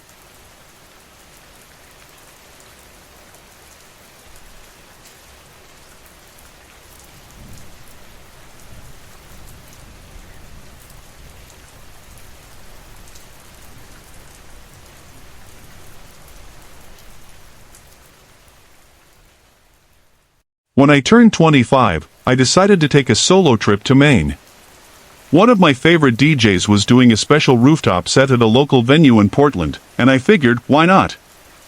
I'd traveled alone plenty of times before. Nothing had ever gone wrong. I booked a cozy little Airbnb on the outskirts of town, technically in a quiet fishing village just 20 minutes from downtown. The cottage was a charming, one-story house with a fresh remodel inside, modern kitchen, soft lighting, and creaky wooden floors that added character. I landed on a Friday. After settling in and unpacking, I grabbed dinner at a seafood spot nearby, then headed into Portland for the DJ event. It was held on a rooftop bar that overlooked the harbor, with string lights, crisp air, and a crowd of friendly strangers. That night, I met 3 people: James, Ethan, and Emily. Ethan and Emily were a couple. James seemed like their tag-along friend. They were all from Boston and just doing a weekend getaway. The next morning, we met again for brunch. Afterward, we spent the day sightseeing, checking out the Portland Headlight, walking through cobbled streets, and catching the salty breeze at the beach. But that evening, they had pre-booked tickets to a private jazz show I hadn't even heard of. So I was on my own again, which I didn't mind. I actually enjoyed the solitude. As the sun dipped below the pines, I started walking back toward the Airbnb, taking my time. On the way, I passed a restaurant tucked between an old antique shop and a used bookstore. A flickering neon sign in the window read "Open." The place looked aged. Cozy but dim. The kind of spot locals probably kept to themselves. The menu was posted outside with English descriptions. That was a relief. I don't speak any French, and some places out here had French names and phrases. Inside, the restaurant was narrow with a few small tables lined up on either side. Warm wooden beams crossed the ceiling, but there was a draft in the air that made the candles flicker. Only a few other tables were occupied, mostly toward the back. I took a seat near the front. A few minutes later, an older man sat down one table away. Probably mid-50s, weathered face, wearing a scarf even though it wasn't that cold. I glanced over. He nodded slightly. He was the only other solo diner. I figured maybe he was another traveler. A waitress approached me and greeted me warmly in English, handing me a menu and pouring water. As I placed my order, I noticed the man at the next table watching me. Not casually glancing, watching. His gaze didn't break. It made my skin crawl a bit. After the waitress walked away, he leaned slightly and said, "Your accent, it sounds soft." Midwest? I gave a polite smile. "Yeah, Chicago." He nodded, then smiled. "You speak very clearly. That's rare around here." Then he started speaking in French. I couldn't understand, and I laughed awkwardly. He switched back and started correcting how I'd pronounced one of the French items on the menu earlier. I guess he thought he was being charming. It felt pushy and weird. I kept looking at my phone, hoping he'd take the hint. But he kept talking, switching between English and French, asking me where I was from, how long I was in Maine, and where I was staying. I lied. Said I was staying with a friend who had a cabin nearby. I didn't want him knowing anything real about me. Then came the comment that made my stomach turn. He leaned in a bit and said, "You look really attractive when you try to speak French." I froze. Just smiled stiffly. Thankfully, his food arrived, and he finally stopped talking. I got my pork and apple stew shortly after and ate quickly. I was trying to figure out if I should just leave half my meal and go, when I noticed him pushing his plate aside and calling the waitress over. He asked for the check right after I did. That was the final red flag. He wasn't even finished. He just wanted to leave when I did. I paid fast and left. As I stepped out into the crisp night air, he called out something in French behind me, but I just said, "Bye," and kept walking. The streets were quieter now. The shops were closed. I kept walking briskly back toward the edge of town. As I neared a four-way intersection, I saw him across the street. Standing under a blinking street lamp. just staring. When our eyes met, he turned his head, pretending to look elsewhere. Maybe he had to walk the same way. I told myself not to panic. But I didn't stop watching. I kept checking over my shoulder every block or so. He disappeared from view. That should have made me feel better, but it didn't. When I finally got to the Airbnb and unlocked the front door, I looked once more down the street. And there he was, standing under another street lamp. This time, closer. On the corner. Watching. My chest tightened. He had followed me. I shut the door quickly. Locked it. Then double-locked it. Closed all the blinds. The little cottage that felt warm and cozy earlier now felt like a glass box. He knew where I was staying. Panic settled in like a fog. I called my dad. Told him everything. He stayed calm but told me to make sure everything was locked and to keep something sharp nearby, just in case. It was a Saturday night. My flight wasn't until the next evening. I'd wanted to go out and enjoy my last night. But now, I wasn't so sure. I had booked an Airbnb in a quiet little town called Silver Pines, just outside Portland. It was meant to be a solo getaway, something chill before classes kicked back up. That night, I called an Uber and headed into the downtown district. There was a small venue doing a house music night, and I figured, why not? After a couple of hours, a few drinks, and some people watching, I ordered another Uber and headed back. It was late. The streets were mostly empty. When I walked into the Airbnb, slightly buzzed, I dropped my jacket on the floor and sank into the living room couch. That's when I noticed something off. There was a faint rustling sound. At first, I thought it was just the trees outside. But then I noticed the kitchen blinds swaying in the breeze. The window was open. My stomach sank. I had definitely shut every window earlier because the air conditioning was on. I didn't even hesitate. I grabbed my phone and ran outside. I ducked behind a hedge across the street and called 911, trying to explain what was happening as calmly as I could. The police arrived within minutes. I came out of hiding as they pulled up, heart hammering in my chest. One of the officers spoke just enough English to understand what I was saying. I told him about the window. About how I'd felt watched earlier that day. They went in with flashlights, shouting commands. A few moments later, they walked out, escorting a man in handcuffs. And I recognized him instantly. It was him. The guy from the bar who had stared at me way too long. I couldn't breathe. I felt sick, horrified, and somehow relieved. If I had gone into the bedroom instead of collapsing on the couch. I don't even want to think about it. He was taken away. I never saw him again. And I was grateful he'd been too dumb to close that window behind him. I left Silver Pines the next morning and haven't been back since. It was during winter break. Most of my friends had left town, and I figured I could use the extra cash. I started looking for part-time work. A week passed, and I finally got a call back from a small diner near Cedar Ridge, one of those old-school spots where time seemed stuck in the 70s. The place was dimly lit, smelled like grease and something older. Moldy, almost. Not my dream job, but rent doesn't pay itself. The owner seemed nice enough, and with a bit of experience waiting tables, I was hired that night. Fast forward a few evenings. It was around 10 p.m., and I was out front wiping down silverware, waiting for the last table to leave. A group of 4 large men sat near the back, loud and rowdy. If I'd seen them on the street, I might have crossed to the other side. Eventually, one of them swaggered over to the register. I gave my best polite smile. "That'll be $42.50, I said. He handed me a crumpled wad of cash with a smirk that sent chills down my spine. His eyes lingered a bit too long. "You doing anything tonight, sweetheart?" he asked, leaning in.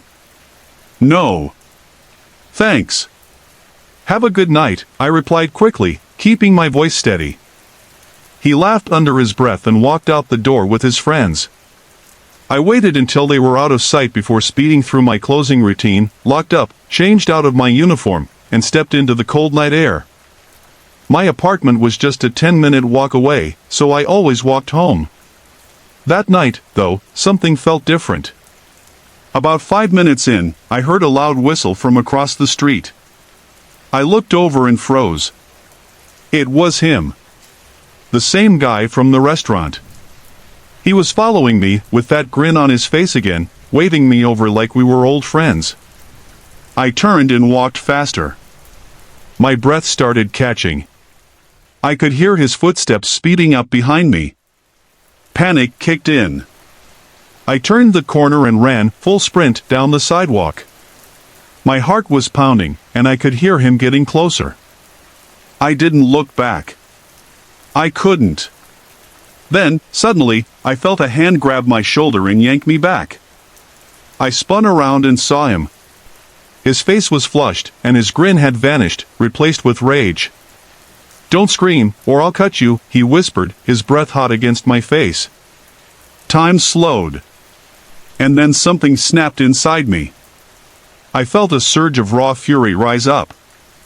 Without thinking, I clawed at his face hard, digging my nails deep into his eyes. He howled in pain and clutched his face. I ran.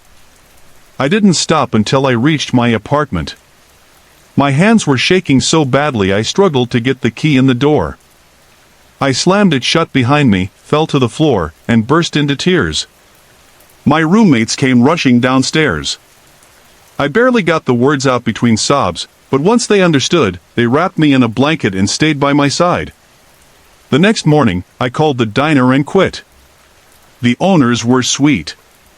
I hated leaving them in a bind, but there was no way I could go back. What if he came looking for me? College started back up the next week, and I've slowly begun to recover. But sometimes at night, I lie in bed thinking about how differently that night could have ended. And I wonder, what would have happened if I hadn't fought back?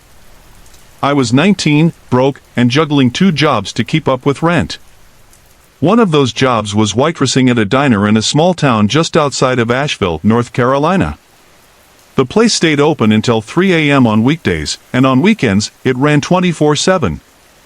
Fridays and Saturdays were always packed with tipsy college kids piling in after last call. But on weeknights?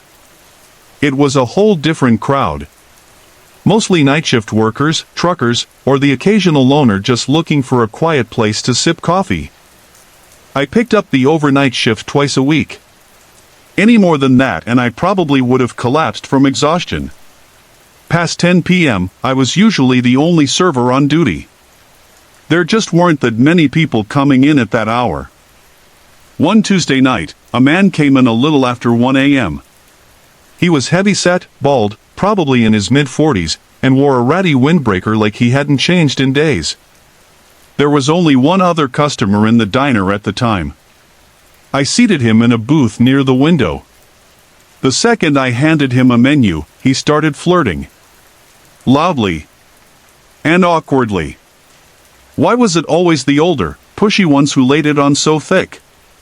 Still, I smiled through it. I depended on tips, after all. He ordered a bacon cheeseburger and a vanilla milkshake, then told me his name was Trevor. From then on, he kept watching me. Not casually, but obsessively. His eyes followed every move I made, even when I was just scrolling through my phone behind the counter. At one point, he called out my name to get my attention. I walked over, trying not to look annoyed, and he asked for the check. After he paid, I went to clean the table. That's when I saw the $5 tip and his number scrawled on the receipt with a winking face. I crumpled it up and tossed it without a second thought.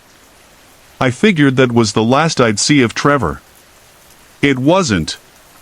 A few nights later, there he was again. Same time. Same dead hour when the diner was nearly empty. He smiled wide and said, "How's my favorite server doing tonight?"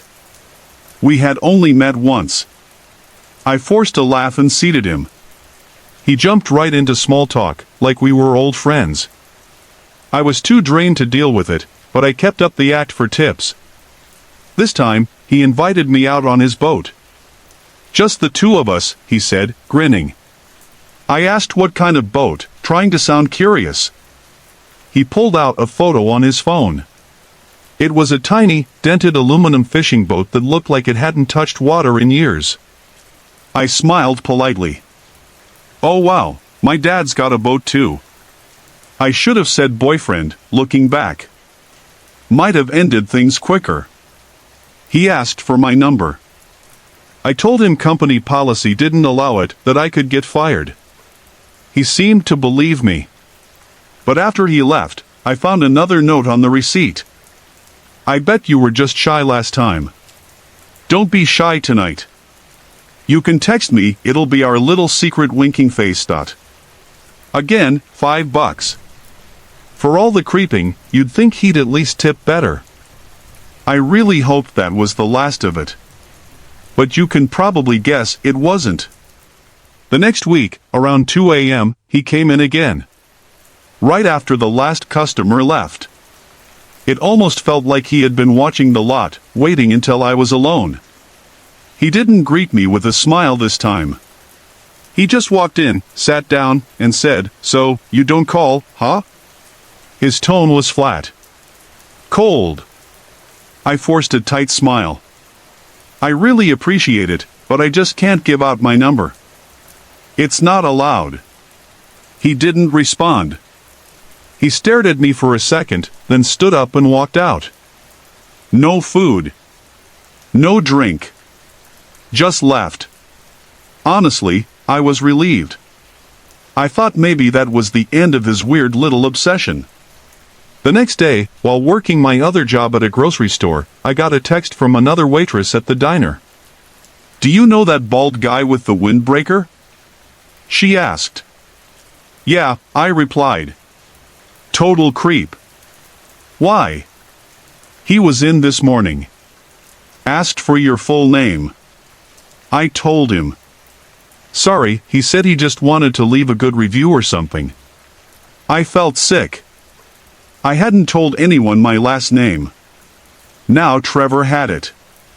I texted her back, trying to stay calm, but I was panicking. That evening, I got a text. It read, "Hey, it's Trevor. Your favorite customer. I know you said you couldn't give me your number, so I took it upon myself to get it. Now you didn't break any rules." Smirking face. I froze. My stomach dropped. I blocked the number immediately. I figured it was over. But a few nights later, after my shift, I walked to my car and found something tucked under the windshield wiper. It was a plain white envelope. Inside were photos. Of me. The first few were from the diner, me at the register, wiping tables, looking at my phone. But then they got worse. Photos of my apartment. Of me unlocking my door. One of me standing on the porch in pajamas. And the final one, a photo taken through my front window at night. I felt like I couldn't breathe. I drove straight to the police station and filed a report. I handed over the photos and showed them the texts. It was enough. A detective called him the next day. Told him to stop contacting me or he'd be arrested for harassment. That night, I slept at my parents' place. And that weekend, I put in my notice at the diner. My lease was up the following month, so I found a new place and moved. I didn't tell anyone where. Trevor never showed up again. At least, not that I know of. He was the first and hopefully the last true stalker I'll ever deal with.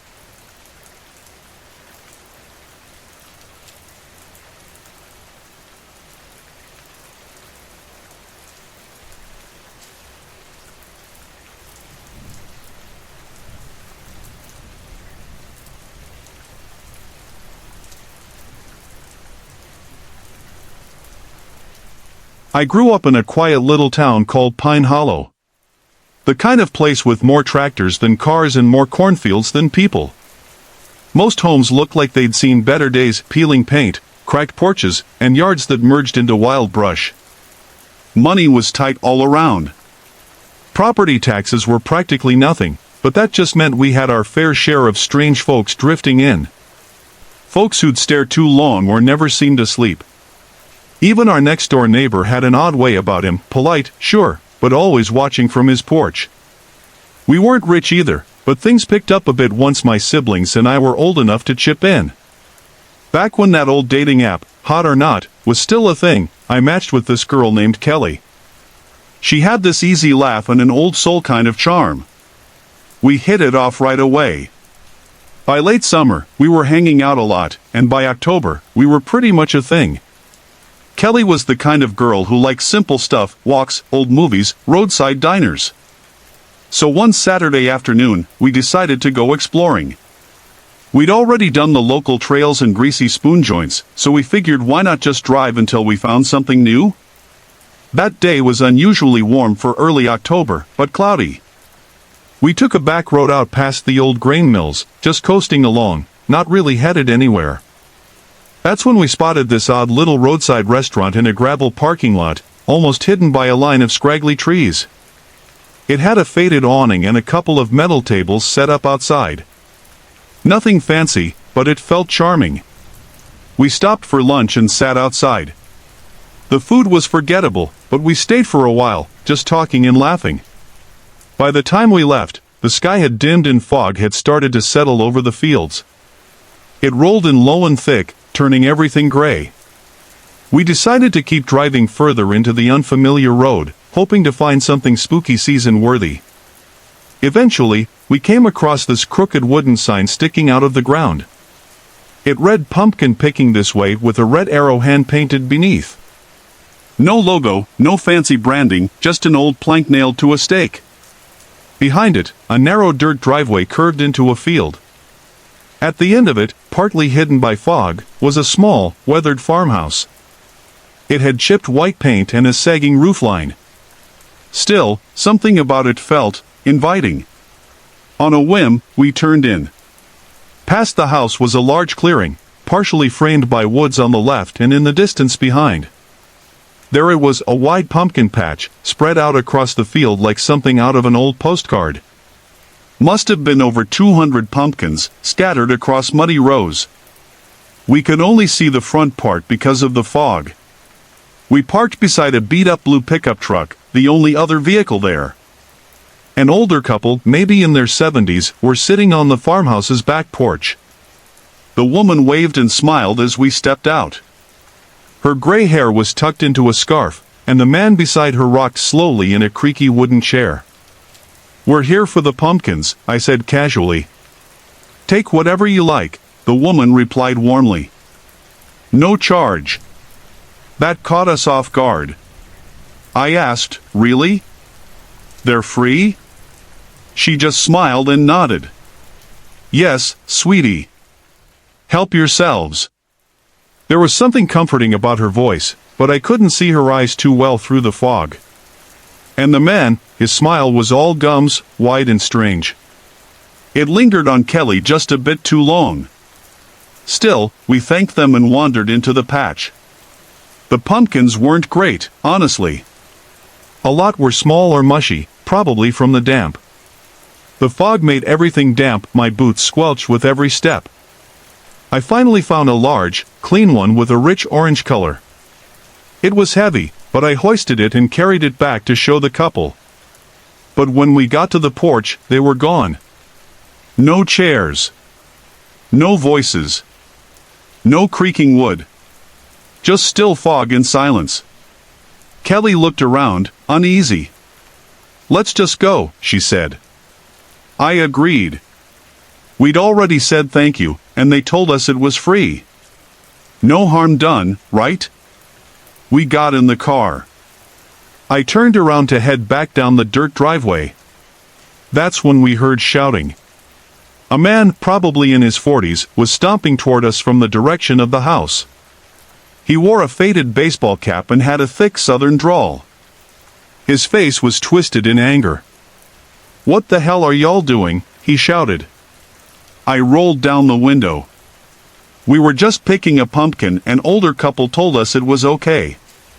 "What older couple?" he barked, getting closer. "Put that pumpkin back right now. I'm calling the sheriff." Kelly and I stumbled over each other trying to explain. "There was an old man and woman," I said, "sitting on your porch. They said it was free." His eyes narrowed. "You high or something?" "Ain't nobody here but me." I blinked. "Wait, are you saying no one else lives here?" "I live alone," he snapped. "Ain't never been no old couple here." We were stunned. I told him the pumpkin was in the back seat, and he yanked the door open and grabbed it. "You come back here again," he said, "and I'll make sure you regret it." Then he spit near the tire and stomped off without another word. I pulled away fast. For a few minutes, we were dead silent in the car. Kelly looked pale. I tried to joke it off, maybe they were ghosts. But even saying it made me shiver. Kelly didn't laugh. She just muttered, "Don't." We didn't talk about it again that night. But curiosity stuck with me. A week or so later, my siblings went back to that patch, just to see for themselves. They said the man was there. Alone. They bought a pumpkin, made small talk, and asked if he lived with anyone. He told them he'd been living there by himself for years. To this day, I have no explanation. No logical reason why we both saw that old couple so clearly. Why they welcomed us. Why their voices felt so real. But I think about it every October, when the fog starts rolling in and the leaves start falling. And sometimes, I wonder, did anyone else ever see them too? Or were they waiting just for us? Have you ever had one of those moments where you question everything? Where you start wondering if someone was lying, or if they were telling the truth and that truth is somehow worse? That's exactly what happened to me. It all started in late October, right before Halloween. The air had turned crisp in Pine Hollow, the leaves crunching under every step. I was still in high school back then, and weekends meant staying up late, eating junk food, and hanging with friends. One Saturday afternoon, my buddy Ethan texted me out of the blue, asking if I wanted to come over and chill. Ethan's parents were out of town for the weekend, so he was staying at home with his older sister, Samantha. She was supposed to be keeping an eye on him, not that she really cared. From the tone of his text, I could already tell Ethan was in party mode. I had nothing better to do, so I threw on a hoodie, grabbed my phone, and walked over to his place. We ended up in his family room, parked on the couch playing Call of Duty, trash-talking each other, and swapping stories about school, baseball, and who was dating who. The usual. Eventually, Ethan turned to me with this grin and said, "Dude, there's a Halloween party tonight right around the block. Pretty much everyone from school's going." At first, I hesitated. I wasn't really in the mood to party. Not because I'm shy, I just wasn't feeling it. But Ethan? He was practically bouncing off the walls. So I caved. "Do we even have costumes?" I asked. He ran to his room and came back with 2 old security shirts from a theme party the year before. Boom. We're set. We killed a few more hours on Xbox until it was past 10:30. Then Ethan ran upstairs to tell Samantha we were heading out, not that she was listening, and we threw on our makeshift costumes. The walk to the party was short, maybe 5 minutes tops.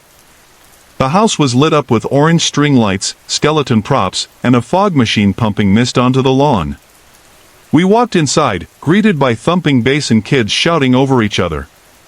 The place was jam-packed. I'd say about 70 high schoolers, some dancing, others gathered in little circles, laughing and catching up. I lost track of Ethan almost immediately. He disappeared into a corner with a girl dressed like a vampire. I ended up being pulled into a group by Matt, one of my old teammates from baseball. We chilled on the couch, passing time swapping stories and laughing at dumb memories. After a while, I started feeling drained. The buzz was fading, and all I wanted was to crash somewhere quiet. I went looking for Ethan, found him still chatting up the vampire girl, and told him I was gonna head back to his place and sleep. "Cool," he said. "I'll hang back for a bit. But hey, she wants a drink. Can you grab a couple from the basement fridge before you go?" I nodded. It was the least I could do after interrupting their conversation. The basement door was easy to find, right next to the kitchen. I opened it, and a musty draft greeted me. The stairs creaked as I descended into the dim space. The fridge sat against the far wall, humming. I made it halfway across the floor when a voice behind me whispered, "Boo." I spun around, heart jumping. Standing there was a tall man, maybe mid-30s. He was wearing a black cloak with the hood pushed back. He had short, messy hair and a forced grin like he was trying to be funny. "What the hell, man?" I muttered, still catching my breath. "Didn't mean to scare you," he said, hands raised. "I'm the cousin of the girl who lives here. Helping out with the party." His voice was flat. Almost too calm. Something about the way he was standing, just a little too close, a little too still, put me on edge. Still, I nodded, played it cool. I opened the fridge, grabbed a couple of cans, and turned to leave. He tried making small talk, but I wasn't having it. Even in my tired, foggy state, something told me not to linger. "Nice meeting you," he called out as I left. I didn't answer. I just climbed the stairs and headed back to Ethan's house. The neighborhood looked peaceful, porch lights glowing, jack-o'-lanterns flickering, plastic ghosts swaying in the breeze. The fog had started to roll in thick over the road, and my footsteps echoed off the sidewalk.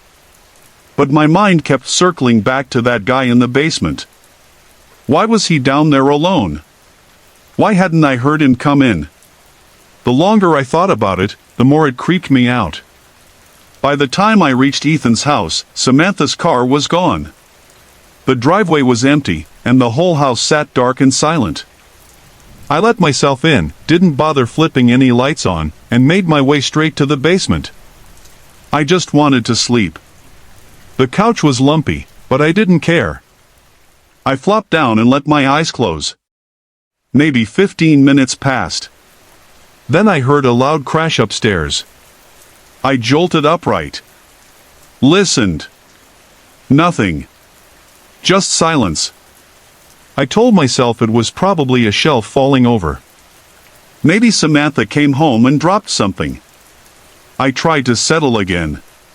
But then, the creaking started. Not like the house settling. This was steady. Footsteps. Heavy ones. I pulled out my phone and texted Ethan. "You back yet?" No reply. I stayed still, watching the ceiling. The footsteps moved slowly. They were deliberate. Not Ethan. Not Samantha. Then came the soft click of the basement door opening. Creak, creak, creak. Whoever it was, they were coming down the stairs.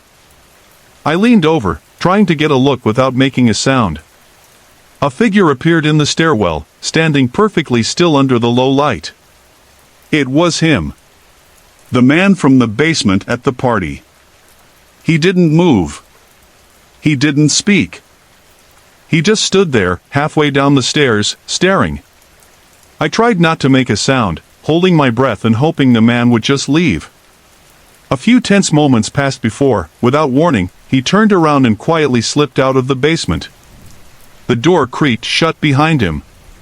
My hands were shaking as I picked up my phone and dialed 911. I told the dispatcher everything, my name, where I was, what had happened. They said help was on the way. I stayed tucked in the corner of that basement, trying the windows, but every single one was either nailed shut or sealed with thick paint. The basement door, the one the man had been guarding earlier, was my only way out, and it felt like a wall between me and safety. Eventually, the police showed up. They arrested the guy. He hadn't gone far. In fact, he was hiding under Chantel's bed. She had just come home, about to crawl into bed after brushing her teeth, when she heard the pounding at the front door downstairs. It chills me to say this, but we have no idea what he wanted. All we know is, he followed me home. The whole thing still messes with my head. I don't know what his intentions were. I'm just grateful that nothing worse happened. The police checked some of the neighboring houses' security cameras and pieced it together. The footage showed the man trailing behind me as I walked home. He lost me at the bend near the cul-de-sac. That's when he must have seen Chantel pulling into her driveway. He watched her, waited, then snuck through her backyard and slipped inside through the back door. Please always be aware of who's around you. Stay alert. This happened in October, right as the trees were turning brilliant shades of orange and gold. My wife, Courtney, and we're married, just celebrated our 2nd anniversary. We had planned a cozy trip to the Smoky Mountains in Tennessee. We both love hiking, and with fall in full swing, it felt like the perfect escape. We found the most charming Airbnb near Cades Cove, just on the edge of the park. It was quiet, tucked away in the woods, and close to some great trails. It was our 3rd time visiting the area. We're kind of addicted to it. The host, an older woman we'll call Nancy, was lovely. Probably in her late 50s or early 60s. Very sweet, super responsive. She left the key in a lockbox on the front porch, sent us the code via the app. The cabin had that rustic, Appalachian feel, pinewood floors, exposed beams, cozy furniture with brightly colored blankets thrown across the couches. It smelled faintly like cinnamon and old books. There were trees in every direction outside. No neighbors. Just forest. Out back, there was this little detached shed that had been turned into a rec room with a pool table, a dartboard, and random knickknacks on the walls. Very homey. Very quiet. That afternoon, we drove out to the Laurel Falls trailhead. A few folks were on the trail, but it wasn't crowded. As we hiked up, we passed a couple of families and a solo hiker or two. Eventually, we reached a rocky overlook with a stunning view of the valley. We sat there for a while, catching our breath and enjoying the peaceful breeze. Then we heard it, a single footstep. A crunch of leaves behind us. We turned. A woman stood maybe 20 feet away, leaning casually against a tree. She looked to be in her mid-50s. Short gray hair, dark hiking gear, no backpack. Just standing there, watching us. When we noticed her, she turned her head, pretending she wasn't looking. But it was too weird to ignore. We didn't say anything at first. Then she suddenly blurted out, "Hi." Her voice startled me more than anything. We awkwardly said hello back. She asked us where we were from. Her tone wasn't friendly, just off. We answered politely. Told her we were staying nearby, just up the road in a cabin. She said her name was Melinda. Claimed she was local and offered a few hiking tips, places to eat, and whatnot. Then the conversation fizzled. We said it was nice meeting her and began hiking back down the trail. That's when we noticed it. Melinda started heading down too, keeping her distance, maybe 30 feet behind us. Never saying a word. We stopped to rest at a bench. She stopped too, a little further back, like she was pretending to check her phone or catch her breath. But we could feel it, she was watching us. We waited. She eventually started walking again and passed us with a weird smile and a single word, "Okay." Okay? That word still echoes in my mind. Once she disappeared from sight, we gave it a few minutes and then resumed our hike. Got back to the trailhead, drove to the cabin, and crashed for a bit. We were tired. It had been a long day. Later that night, we went out to eat at this vegan spot in town, someplace called the Wild Magnolia. Really good food. Afterward, it was pitch black out, and the mountain air had gotten chilly. We returned to the cabin and planned to curl up on the couch with a movie. There was only one TV in the living room, but it had Netflix, and we picked something spooky to fit the mood. Halfway through, Courtney was out cold. I was fading too. Then, 3 slow knocks on the front door. Instant alert. We were alone in the middle of the woods. Nobody should be here. No deliveries. No visitors. The door had no peephole. All the curtains were drawn. I wasn't about to peek. I nudged Courtney awake and whispered, "Someone's at the door." I muted the TV. Then another set of knocks. Slower this time. We both agreed there was absolutely no way we were opening that door. It was still early in the evening, around 9 o'clock. I texted my cousin Rachel, asking if she happened to be outside. That's when we heard a knock on the living room window. A woman's voice followed, muffled through the glass, asking softly, "Is someone in there?" My best friend Courtney and I froze. The air inside felt suddenly heavy, like something had shifted. We were both on edge now. Knocking on a stranger's window? Who does that? It was creepy, and it only got worse. We heard the sound of someone fiddling with the window frame, like they were trying to slide it open. Thank God it was locked. Right then, my phone lit up. Rachel was calling. I turned the screen toward Courtney. "Maybe it's her out there," she whispered, though her voice shook. I answered the call, barely speaking above a whisper. Rachel's voice came through, calm but confused. "I'm at home," she said. "Wait, who's outside?" When I told her what was happening, her tone shifted. She sounded worried, almost scared for us. "No one I know would come to that cabin. Don't open that door. Whatever you do, don't." After I hung up, we heard knocks on another window, this time at the back of the house. The same voice, soft but urgent, said, "Please, I need help. Let me in." But we knew better. This was no cry for help. It was bait. That's when it clicked. That strange woman we passed earlier on the trail. Her eyes never left us. What if she followed us all the way back here to Pine Hollow Lodge? Honestly, we wouldn't have even noticed. I tiptoed into the guest bedroom. The room was pitch black. I slowly lifted the blind just enough to peek through. There was a man outside. Just walking by the window.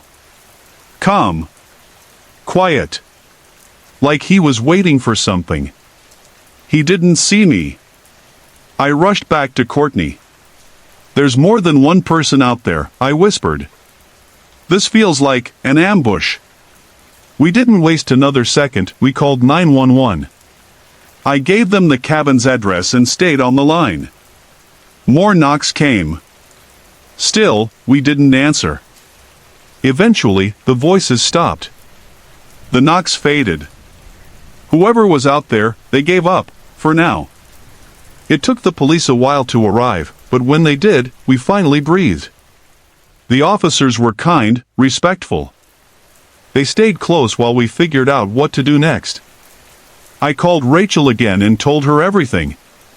We didn't feel safe staying at the cabin anymore, not after that. She completely understood.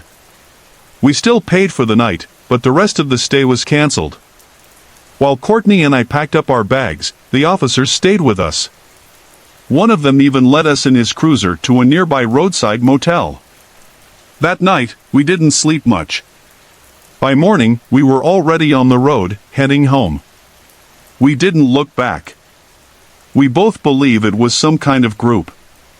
Maybe a gang or cult, or just sick people trying to lure in easy targets. Using a woman's voice to gain sympathy, to get someone to open the door. They saw 2 young women alone. And they thought we'd be easy. But they were wrong. Now, we never go hiking without pepper spray. Not anymore. You never really expect something like that to happen, until it does. Have you ever felt like someone was watching you, even when you were supposed to be safe? Sorry to interrupt. If you're enjoying the story, let me know in the comments and tell me where you're watching from. Don't forget to like and subscribe for more.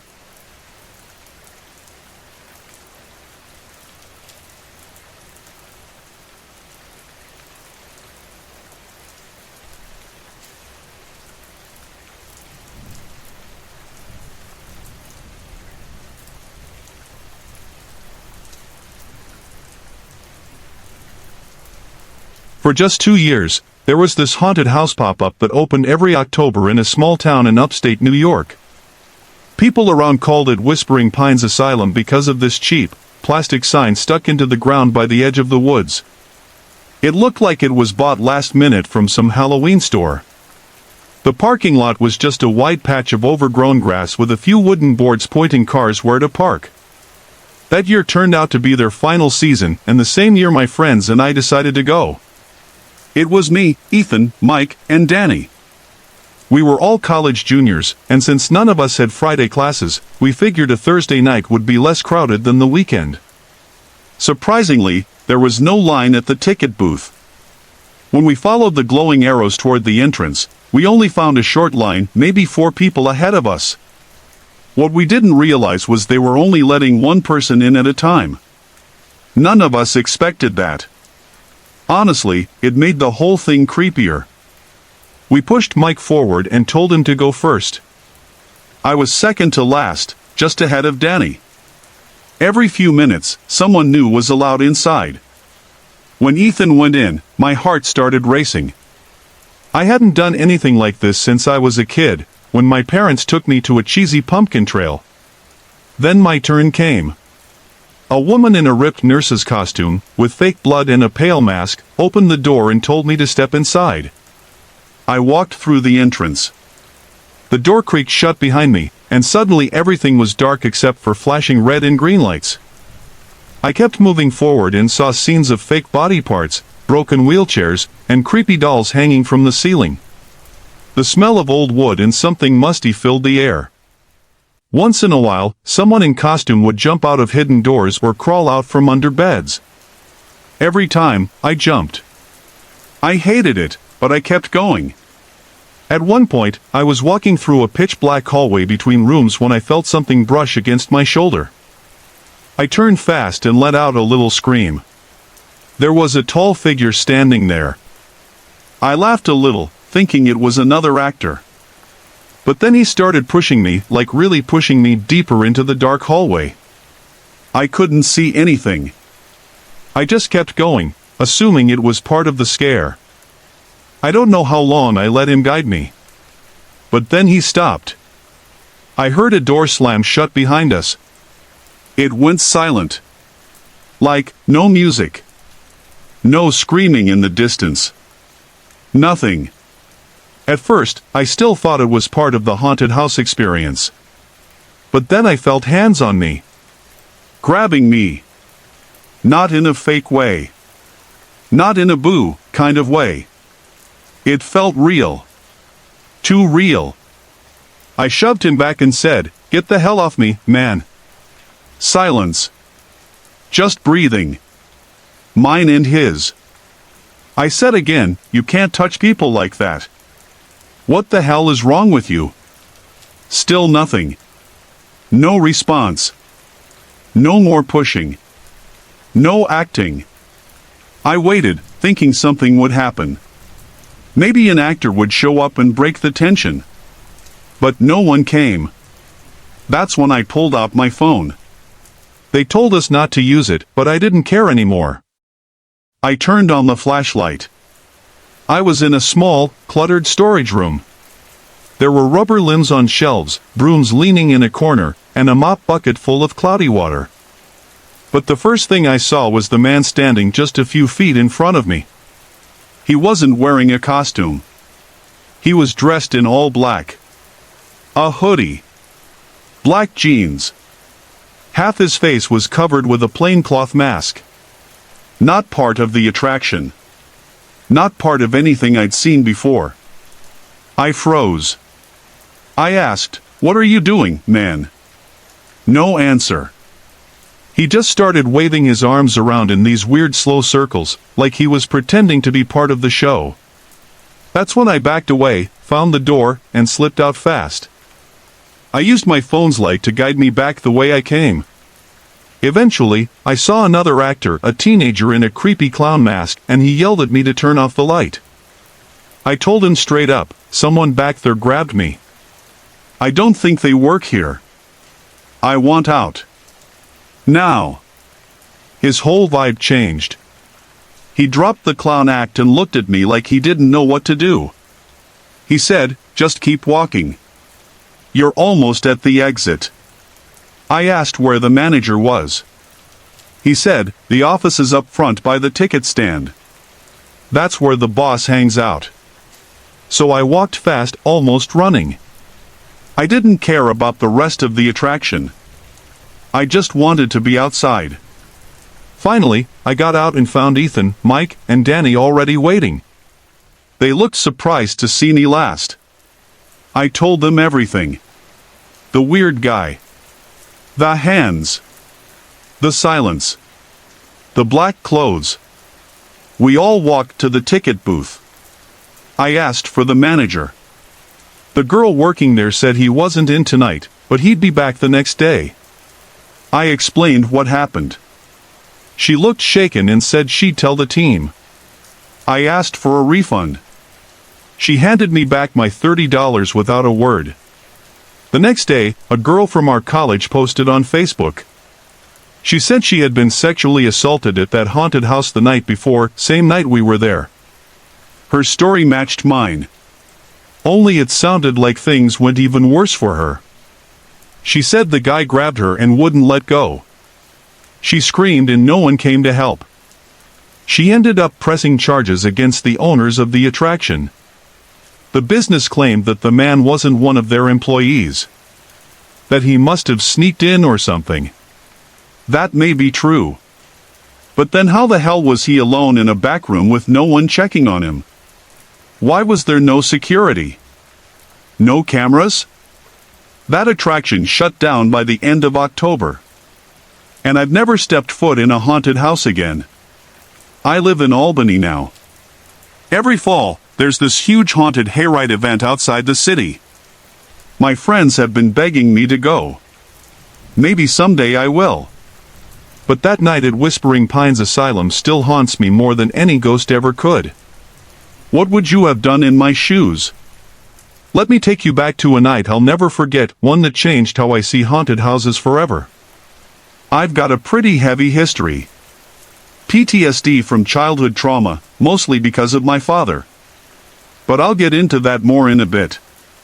That weekend, we weren't exactly planning a sober night. My buddy Noah hosted a small pregame at his place in Pine Hollow, the kind of sleepy little American town where nothing really happens except for what happened that night. It was supposed to be 6 of us, 3 guys, 2 girlfriends, and me. We chilled in Noah's backyard with a fire pit crackling behind us, drinking and passing around a joint. It was part excitement, part nerves. We had already booked tickets to a haunted attraction called the Hollow Maze, a 30-minute drive from town. Now, I don't usually smoke. Weed tends to bring up the darker stuff in my head. But that night, I figured maybe mixing it with a couple drinks might balance me out. Surprisingly, it did. For a little while, at least. I felt good. Numb in a manageable way. Carefree. We called an Uber and piled in, everyone buzzing with energy. By the time we arrived, the place was packed. Long line. Autumn wind nipping at our jackets. People were laughing, snapping photos near the giant Grim Reaper statue at the entrance. I remember chatting with the couple ahead of us in line, small talk that now feels like it belonged to another life. By the time we got inside, I started to feel a little off. My heart was racing, but I didn't want to ruin anyone's night. The attraction was loud, chaotic, flashing lights, echoing screams, actors in terrifying masks jumping out from the dark. It was a high-octane nightmare. And I was spiraling. One actor must have picked up on my vibe. He got right up in my face, snarling and shouting nonsense. I flinched, tried to keep cool. But inside, I was unraveling. Every sound, every strobe light hit me like a wave. Then we entered this blood-red room with a guy in a vintage tux and top hat yelling nonsense as part of the act. It was over the top, sure, but my eyes weren't on him. No, my eyes locked onto something or someone in the corner. A man. No costume. No act. Just standing there. and I swear to God it was my father. The same cold stare. The same crooked jawline. Just watching me. My scream came from somewhere deep in my gut. My friends laughed at first, thought I was playing alone. But I couldn't breathe. One of the girls rushed over to me. "What's wrong?" I pointed, panicking. "It's my dad, he's right there." But when we looked again, no one was there. Gone. My friends knew my past. They understood I wasn't joking. Even the actor broke character and asked if I was okay. I lost it. Full-blown panic attack. I kept shouting, "I want to leave. I want to leave." Noah grabbed me and we slipped out through a side exit while the others stayed. He sat with me on a bench outside, next to a skeleton prop that now felt way too real. "You shouldn't have smoked that much," he said gently. "It was just the weed, man. You were hallucinating." But it wasn't just the weed. My father abused me and my siblings. I was the oldest, I remember everything. He left when I was 10 and never came back. My closest friends knew enough not to ask too many questions. That night, we ended up at a Wendy's, trying to pretend everything was normal. I barely touched my food.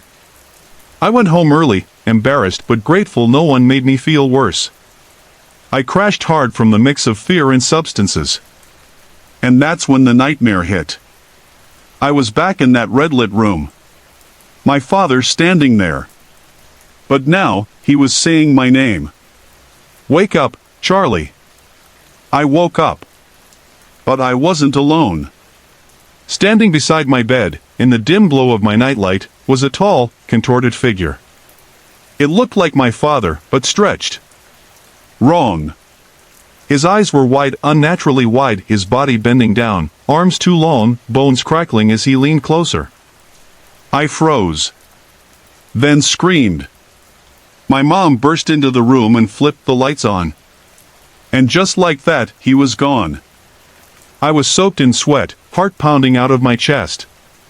I sobbed, telling her what I saw. She hugged me, even though she didn't understand. That night scarred me. Since then, I've avoided anything stronger than a beer and never stepped foot in haunted houses. But life has a funny way of circling back. During the height of COVID, I decided to try something new. Work at a haunted house. Ironic, right?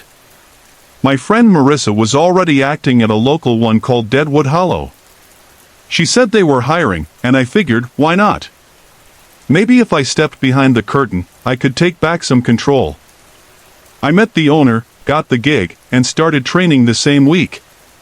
The place had multiple zones, 3 haunted houses, a haunted barn, and a corn maze. My first role? Damsel in distress. I would be tied to a wooden post deep in the maze, screaming for help while guests walked by. During rehearsals, I showed off some acting chops I didn't know I had. The supervisor liked my energy and walked me out to my spot. The post was real. The rope? Real enough to keep me stuck. I asked how I'd handle bathroom breaks.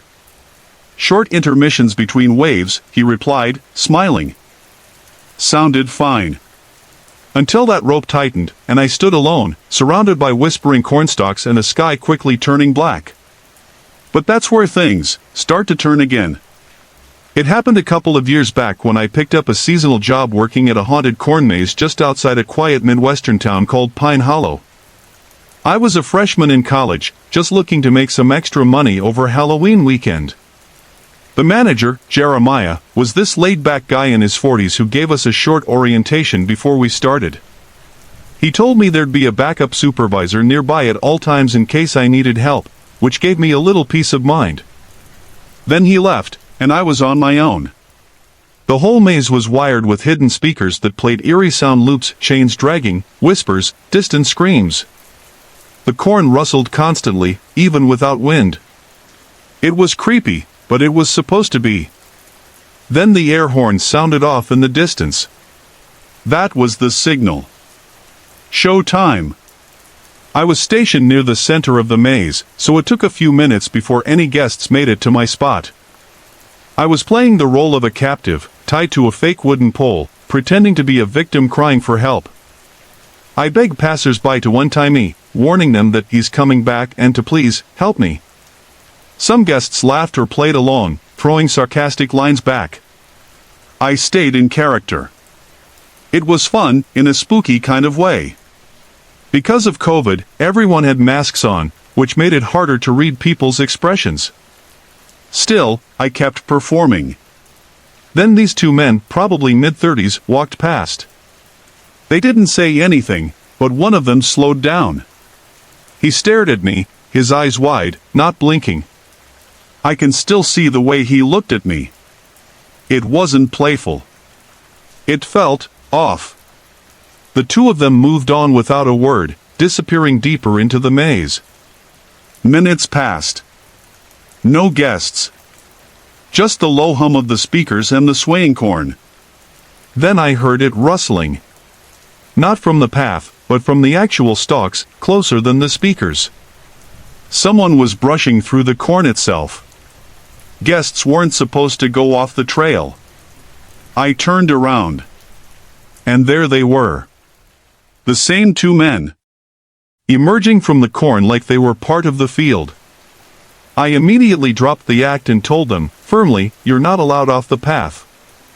One of them laughed. Then they started speaking in a foreign language, maybe Russian. One of them walked back to the path but stood there, like a lookout. The other one stepped toward me. He reached for me. I was tied, but I fought to twist away. I shouted, loud and clear, "Help! This isn't part of the show." Then, louder, "I'm being assaulted."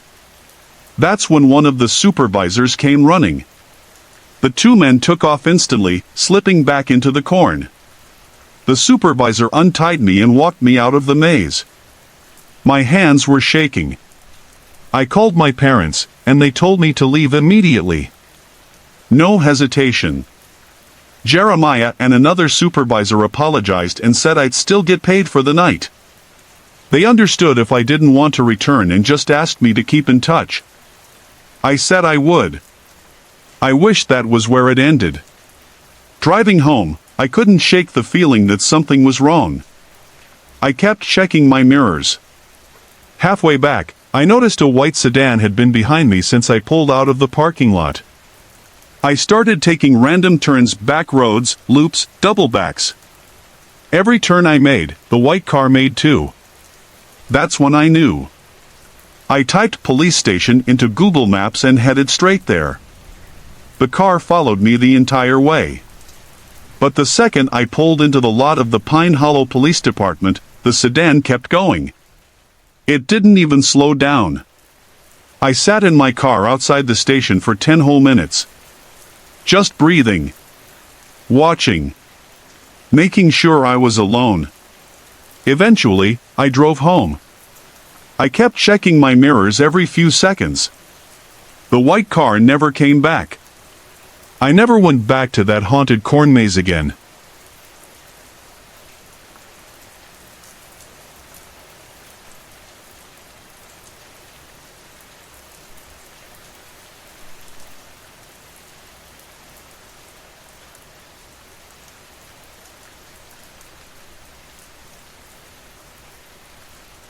I'm not the kind of person who believes in ghosts. I work in law enforcement. Logic, facts, patterns, that's what I trust. My name's Mark Turner. I've lived in Pine Hollow my whole life. It's a small town with cold winters, flickering streetlights, and long, quiet nights. Last October, right before Halloween, I was called to check out an old house on the edge of town. Locals call it the Blue House. It's been empty for years. Folks say it's haunted, but in a town this small, everything has a story. Someone reported lights flashing inside the house. The place hasn't had power in over a decade. Still, I went. That night was colder than usual. The wind moved through the bare trees like a whisper. Dry leaves scratched along the road. As I parked out front, My headlights hit the peeling blue paint. The porch creaked even before I stepped on it. I pushed open the gate and walked toward the front door. The air smelled like old wood and wet earth. The kind of smell you don't forget. The door wasn't locked. Inside, the house was quiet. Dust floated in the air, lit up by the moonlight coming through a broken window. My boots echoed on the old floorboards. I called out, "Hello? This is Officer Turner. Anyone here?" No answer. Just silence. I moved through the living room. A torn couch sat in the corner. Cobwebs stretched across the walls. But something felt off. The kind of quiet where you feel watched. Then, I heard it. A soft thump upstairs. I paused. Another thump. I drew my flashlight and walked up the narrow staircase. Each step groaned under my weight. At the top, the hallway stretched left and right. The air was colder up there. My breath came out in fog. To the left was a door, barely open. I stepped closer. From inside, I heard soft breathing. I pushed the door open with my boot and raised my light. The room was empty. But the closet door was wide open. Inside it was pitch black. I stood there, heart beating slow and heavy. I told myself it was wind, maybe an animal. Still, I checked the closet. Empty. But carved into the back wall were words, scratched deep into the wood. "He watches from the wires." I stared at those words, not sure what they meant. Then, all the lights in the house blinked on. Every bulb. Every room. My flashlight flickered and died in my hand. The house hadn't had power in 10 years. I backed away slowly, heart racing now. The hallway lights flickered. I heard a faint crackling, like static. Then a sound from the hallway speaker, an old, crackly radio voice repeating one word. "Leave. Leave. Leave." I bolted. Down the stairs. Through the living room. Out the door. I didn't even close it behind me. Back in my truck, I sat with the engine running, staring at the house. All the lights were off again. The next day, I asked around. An older woman named Mrs. Hargrove told me the story. Years ago, a boy named Eli lived in that house. His father was strange, always building things with wires and radios. Said he could hear voices from other places. People laughed at him. Then one day, both father and son vanished. The house was empty ever since. Some say the boy still walks inside. But not like a ghost. More like electricity. She said he talks through wires. Through static. Through the quiet hum of power lines. I didn't want to believe it. I'm a cop. I need facts. But ever since that night, weird things have been happening. Streetlights near the edge of town flicker when I drive past. My phone rings in the middle of the night, but there's only static on the other end. And sometimes, just sometimes, I hear a voice behind the static whisper my name. Mark. Mark. Last week, I unplugged my TV before bed. Just to be safe. It still turned on by itself. The screen was black, but I could see the shape of a boy. Standing. Watching. My name's Tom. I'm a retired police officer from a small town called Sycamore Ridge, tucked between pine-covered hills and old railroad tracks. Nothing much ever happens there. The biggest crime we'd see was a busted mailbox or a missing lawn gnome. But there's something I never talked about, not even with my wife. Not until now. It started on a quiet Sunday night in October. The air was cold, and the wind carried that sharp smell of burning leaves. Most houses on Sycamore Lane had their porch lights on, flickering with plastic pumpkins and fake cobwebs for Halloween. Mine was off. We never decorated. Not since Ellie passed. Ellie was my daughter. She died 2 years ago in a car crash. She was 17. Smart.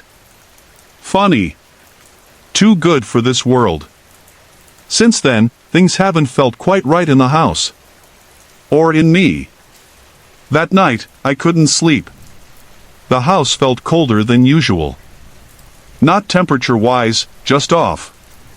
I sat in my old recliner with a blanket over my knees and the TV on mute. The wind outside made the shutters creak, and the tall trees in the yard bent like they were whispering. Around midnight, my motion light clicked on outside. I figured it was a raccoon. But something in me said check. So I grabbed my flashlight and stepped onto the porch. There was no sound. Not even the wind. Just stillness. I scanned the yard. Nothing moved. But then, across the street, under the old lamppost, I saw someone standing there. Still. Unmoving. It was a tall man, maybe 6.5 feet. Dressed in black. His head was tilted sideways like he was listening. But what chilled me most was that I couldn't see his face. Not even with the streetlight hitting him.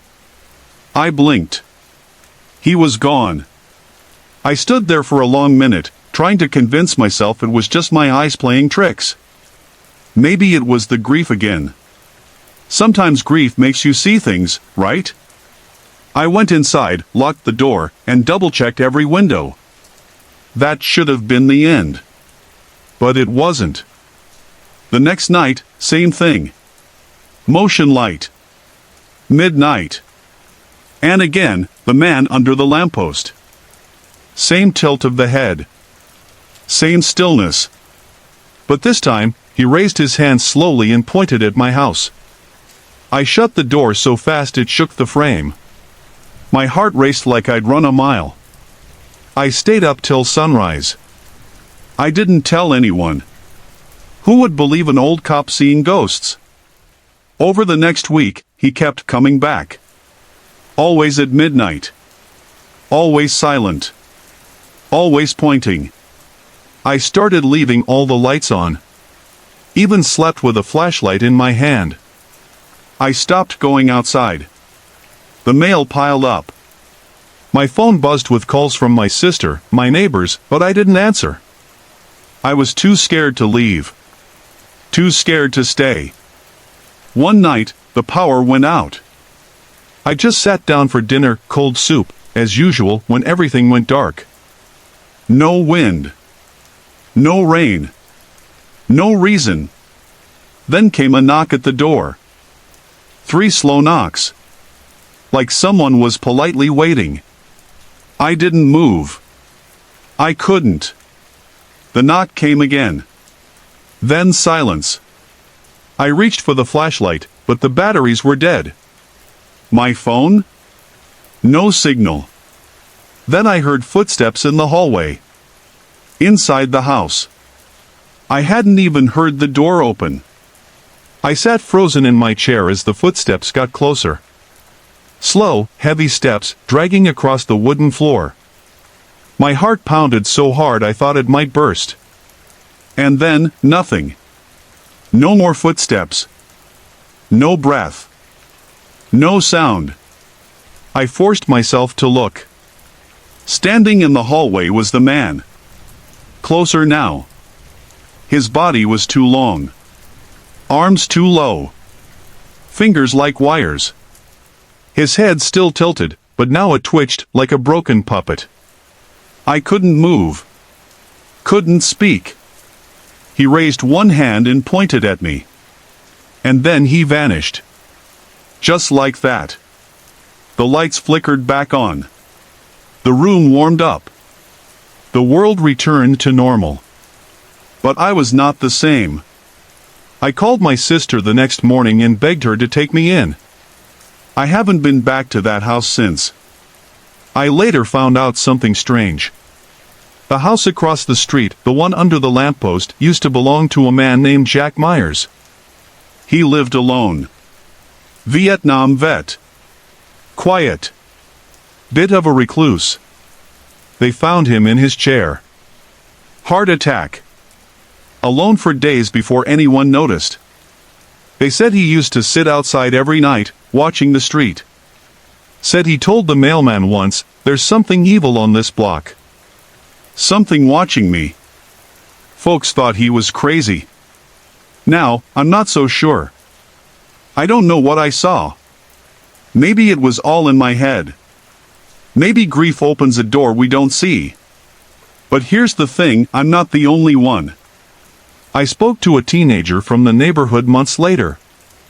He said he saw a tall man with no face standing in his backyard one night. He thought it was sleep paralysis. Or a dream. But I know the truth. And now, maybe, you do too. Have you ever seen something that shouldn't be there? Something that no one else believes? Sometimes, the quietest towns hold the loudest screams. And sometimes, the shadows follow you home. My name's Chris. I've lived in a quiet little town called Maple Hollow all my life. It's one of those places with old picket fences, dogs that bark at nothing, and where the gas station clerk knows your birthday. I work as a dispatcher for the local sheriff's office. Nothing too exciting ever happens. Mostly it's loose cows, noise complaints, and the occasional bar fight. But last fall, something changed. It was early October. The air was cold, but not freezing yet. You could smell wood smoke in the wind, and the leaves were just starting to fall. That night, I was working the evening shift, alone in the small station. Around 10:17 p.m., the phone rang.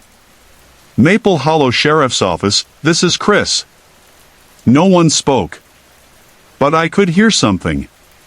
A soft, raspy breath. I asked again. Hello? Do you need help? Then a voice came through. A girl. Her voice was faint, like she was whispering. He's in the house. I sat up straight. Who's in the house, ma'am? What's your address? She didn't answer. I asked again.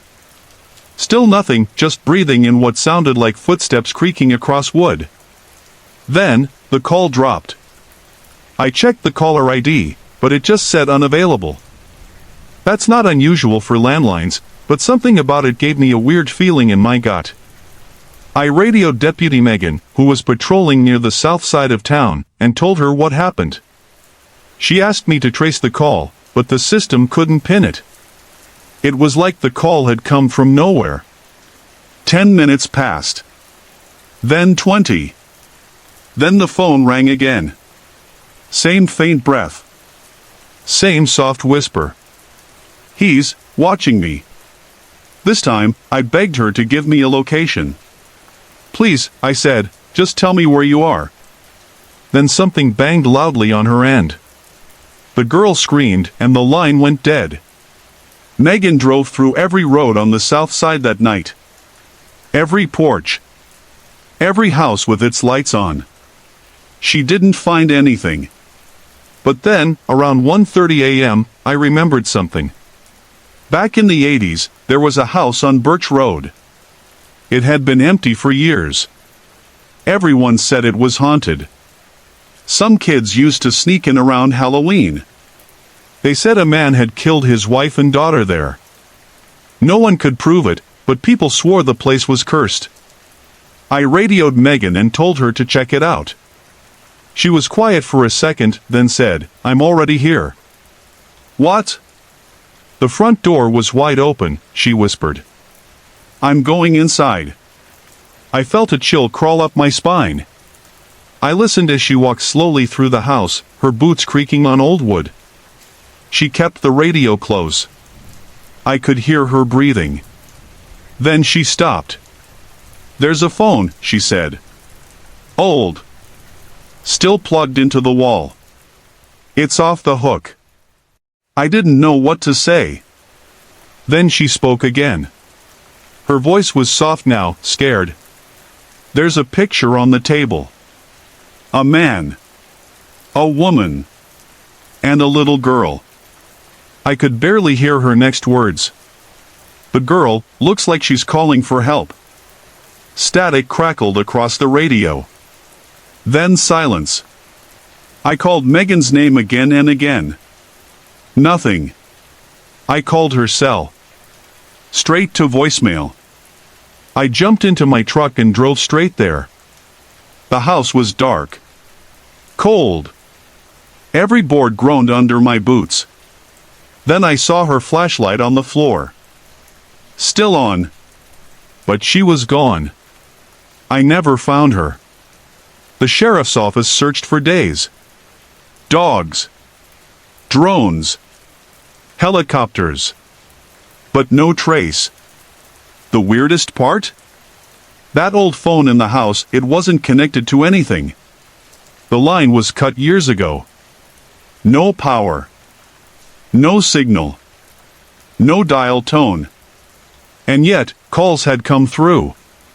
From it. After Megan disappeared, I started seeing things. Or maybe imagining them. Shadows in the station. A girl standing near the old filing cabinet when I closed up late at night. Flickering lights when I walked past the dispatch desk. And always, the phone. Ringing. But no one ever there. Just that breath. Some nights, I answer it anyway.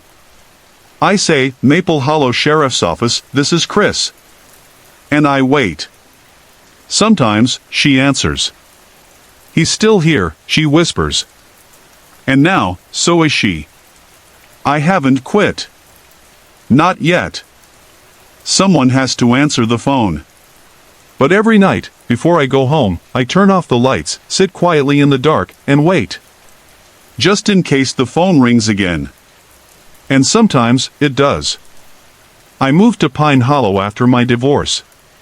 It was a quiet town with slow days and kind people. I needed quiet. I needed time. My name is Mark, and I used to be a cop in the city. Too much noise. Too much grief.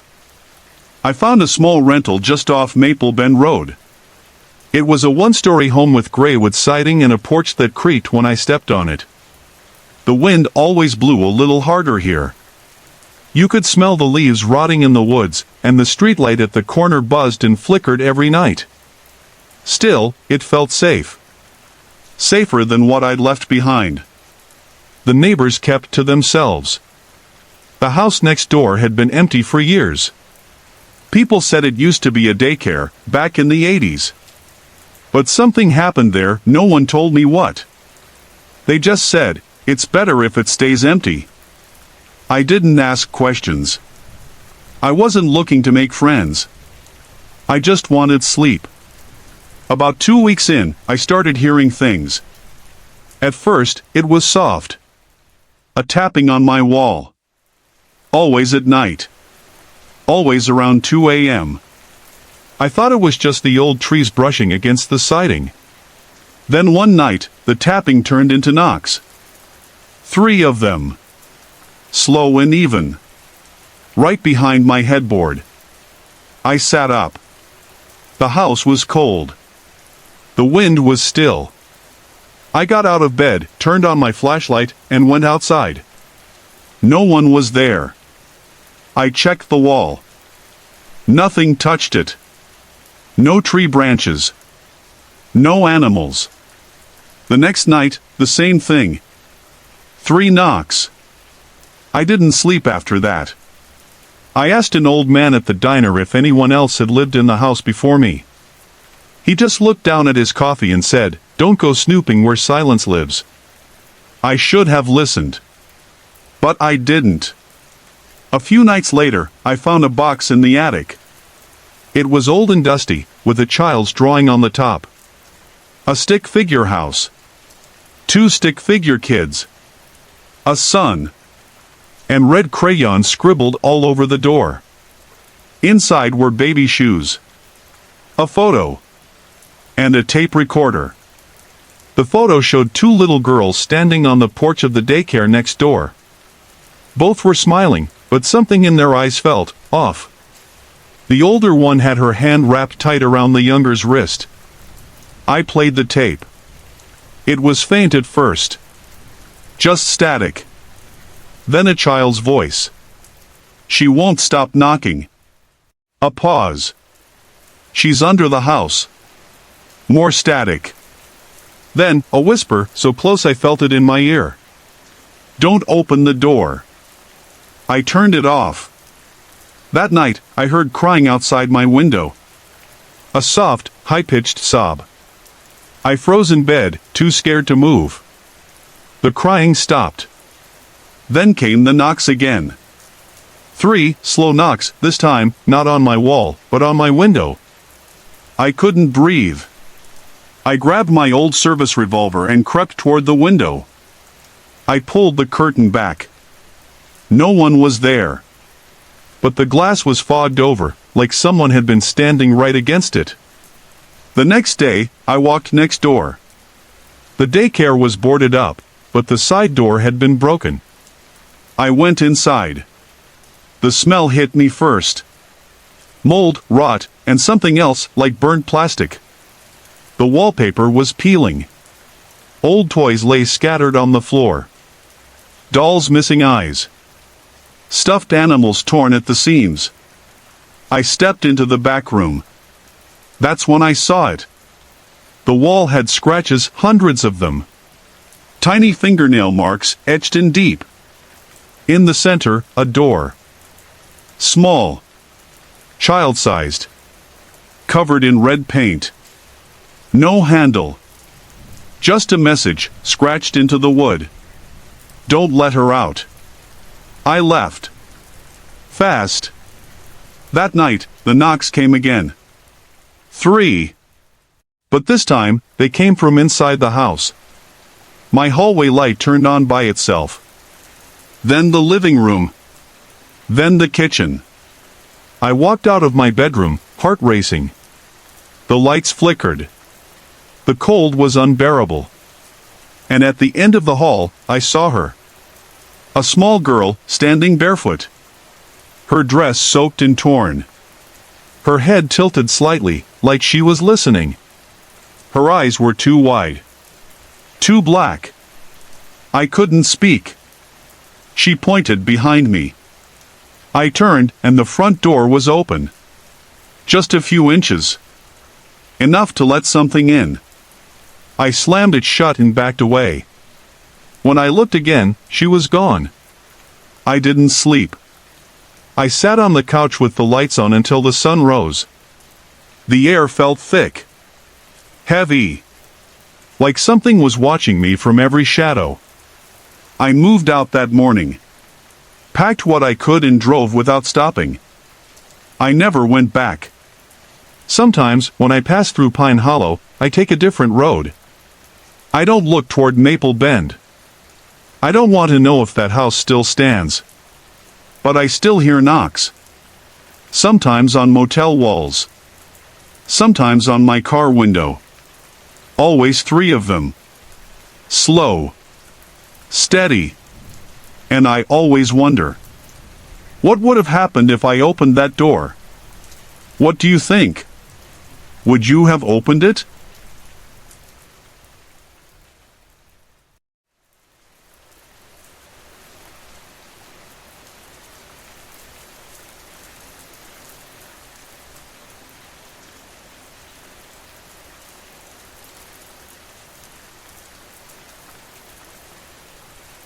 I moved to Maple Hollow, a small town in Oregon, after my divorce. It was the kind of quiet place where people waved to each other, and the grocery stores still used paper bags. I wanted peace. Just me and my dog, Bailey. The house I bought was old, but charming. 2 bedrooms, a big porch, and a fenced yard. The porch light had this soft yellow glow. I left it on every night. Something about it made me feel safe. My neighbor across the street, Mrs. Langley, was in her 70s. She liked to garden and bake cookies. One evening, she warned me with a serious face, "If your porch light flickers, don't go outside." I thought she was being quirky. Small towns are full of stories. I smiled, nodded, and forgot about it. My job was remote. I worked with a tech company doing support. Lots of Zoom calls. Emails. I liked the routine. At night, I walked Bailey, watched old movies, and tried to feel normal again. It was in late October when things started. The air was colder. Leaves crunched under my boots. One night, as I poured myself tea and walked into the living room, I noticed something strange. The porch light flickered. Just once. Then again. Then it stayed dim. I opened the door, stepped outside, and looked at it. It buzzed quietly. Maybe the bulb was going out. As I turned to go back in, I felt something. Not saw, felt. Like someone was watching. I looked out into the street. It was empty. Bailey stood by the door, tail down, staring into the yard. Then she let out a soft growl. "Come on, girl," I said, pulling her inside. I turned the lock, checked it twice, and went to bed. The next night, the light flickered again. This time I stayed inside and watched through the window. There was someone standing across the street. Not moving. Just standing there. He wore a long dark coat. His face was hard to see in the shadows, but he looked tall. Still. I blinked, and he was gone. No sound. No movement. Just gone. I didn't sleep well. On Sunday, I saw Mrs. Langley raking her lawn. I walked over and said, "Hey, about that porch light thing." She stopped. Looked at me. Her face was pale. "You saw him?" I hesitated. "I saw someone." Her hands trembled. "It always starts with the light. My husband saw it too. Back in '92. He didn't listen." "What happened to him?" I asked. She looked at me with tired eyes. "He stepped outside when the light went out. I never saw him again. That night, I didn't walk Bailey. I kept all the doors locked. Curtains shut. The light flickered again. Bailey barked loud, deep. I ran to the front window and pulled the curtain back. There he was. Standing right at the edge of the yard. Closer this time. No street light near him. Just the soft flicker of my porch light. His face looked strange. Blurry. Like my eyes couldn't focus. He lifted his hand slowly and pointed at me. Bailey barked louder. I stepped back. The light went out. I froze. No light. No sound. Just the heartbeat in my chest. Then 3 loud knocks. Not at the door. From inside the house. I turned slowly. Nothing. The hallway was dark. I could hear Bailey growling low. The knocks came again. This time, from the closet in the hallway. I didn't want to move. But I had to. I grabbed a flashlight and walked over. My hands were shaking. I opened the closet. Empty. The flashlight flickered. Behind me, I heard breathing. I turned around fast. No one. That night, I didn't sleep. I sat in the living room with every light on. When the sun finally rose, I walked outside. The porch light bulb was shattered. Tiny glass pieces on the steps. Bailey wouldn't go near the porch. I drove to the hardware store and bought a new bulb. The clerk looked at my address on the receipt. "You moved into the Carlton house?" "Yeah," I said. He gave me a strange look. "Be careful with that porch. Folks say it calls to things." I didn't ask. That night, I kept the light off. But I set up my phone to record the porch. I wanted to see if anything was really there. The next morning, I checked the footage. At 2:47 a.m., the camera caught something. The porch light blinked just once, even though it was off. Then a tall figure stepped into the frame. He stood there, facing the camera. No face. Just a shadow where his features should be. Then the screen went black. The video ended. I deleted it. I still live here. It's been quiet for a few weeks. I leave the light off now. But sometimes, it flickers anyway. Bailey won't go near the front door after dark. And last night, I heard 3 knocks again. Inside the house. Maybe I imagined it. Maybe I didn't. But I'll ask you this. Have you ever had a light flicker for no reason and felt like someone was watching? What if the light wasn't broken, but warning you? I grew up in a quiet little town called Maple Hollow. Not much ever happened here.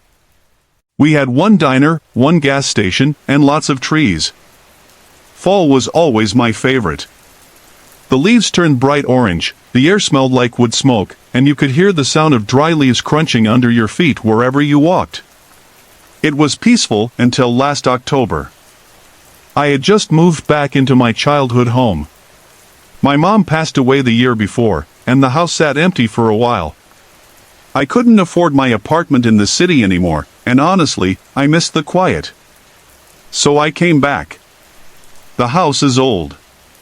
The floors creak when you walk. The windows let in cold air no matter how tight you shut them. But I didn't mind. It felt like home. Behind the house, there's an old barn. We never used it much. As a kid, I was always scared to go near it. It leaned to one side like it wanted to fall, and the red paint was peeling like skin from a sunburn. My dad used to keep tools in there. After he died, it stayed locked. One evening, close to Halloween, I saw something strange. I was drinking tea by the kitchen window. It was cold out. The wind howled, and the trees swayed under the moonlight. That's when I noticed it, a soft, orange glow behind the barn. Like someone was holding a lantern. At first, I thought it might be kids playing a prank. But there was no sound. Just light. Flickering softly. I watched for a while, but nothing moved. Then the light went out. I didn't sleep much that night. The next day, I checked behind the barn. Nothing was there. No footprints. No broken branches. Just a strange smell, like old candles and burned wood. I told myself it was nothing. Maybe I imagined it. Maybe it was a reflection from the house. But the next night, it came back. Same soft glow. Same quiet. No footsteps. No people. Just the light, floating behind the barn. This time, I grabbed my phone and took a video. But when I checked it later, the screen was completely black. No light. No sound. Just silence. The next morning, I called my neighbor, Mr. Collins. He's lived next door since I was a kid. I asked him if he ever noticed anything strange behind the barn. He looked at me for a long time. Then he said something I'll never forget. "It's back?" I asked what he meant. He told me a story from years ago. Said that in the 70s, a teenage girl went missing near that barn. Her name was Hannah Lee. People searched for weeks, but no one found her. The only thing left behind was her lantern, sitting in the grass. Burnt out. They say her father used to light a lantern every night, hoping she'd come back. Then one day, the barn caught fire. Nobody lived there after that. Not until we moved in. Mr. Collins said he hadn't seen the light in decades. "If you see it again," he said quietly, "don't go near it." That night, I couldn't sleep. I kept checking the window, waiting. And there it was. The glow. Orange. Soft, flickering like a candle in the wind. I couldn't help myself. I put on my coat, grabbed a flashlight, and walked outside. The air was freezing. Every step made the leaves crunch louder. I walked slowly toward the barn. My flashlight flickered twice, then died. But the lantern stayed lit. It hovered a few feet above the ground, right near the back wall. No one held it.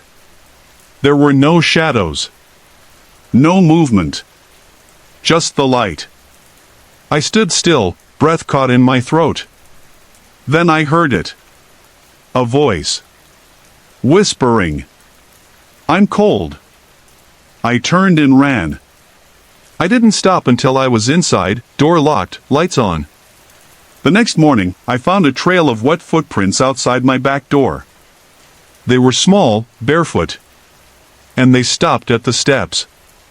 I stayed with my sister for a few days after that. Tried to tell myself I imagined it all. Stress. Grief. Loneliness. Maybe it was just in my head. But when I returned, something was different. The back door was open. And inside the kitchen, on the table, was a rusty old lantern. No note. No explanation.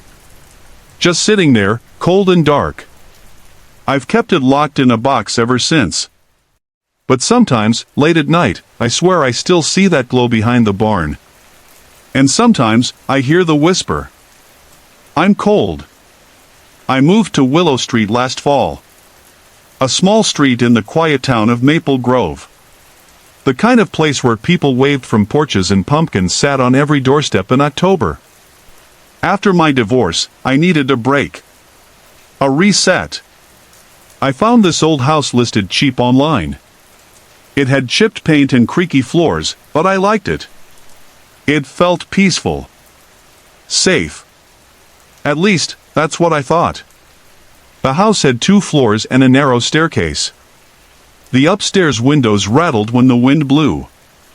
At night, the trees outside scraped softly against the siding. I told myself I liked the sounds.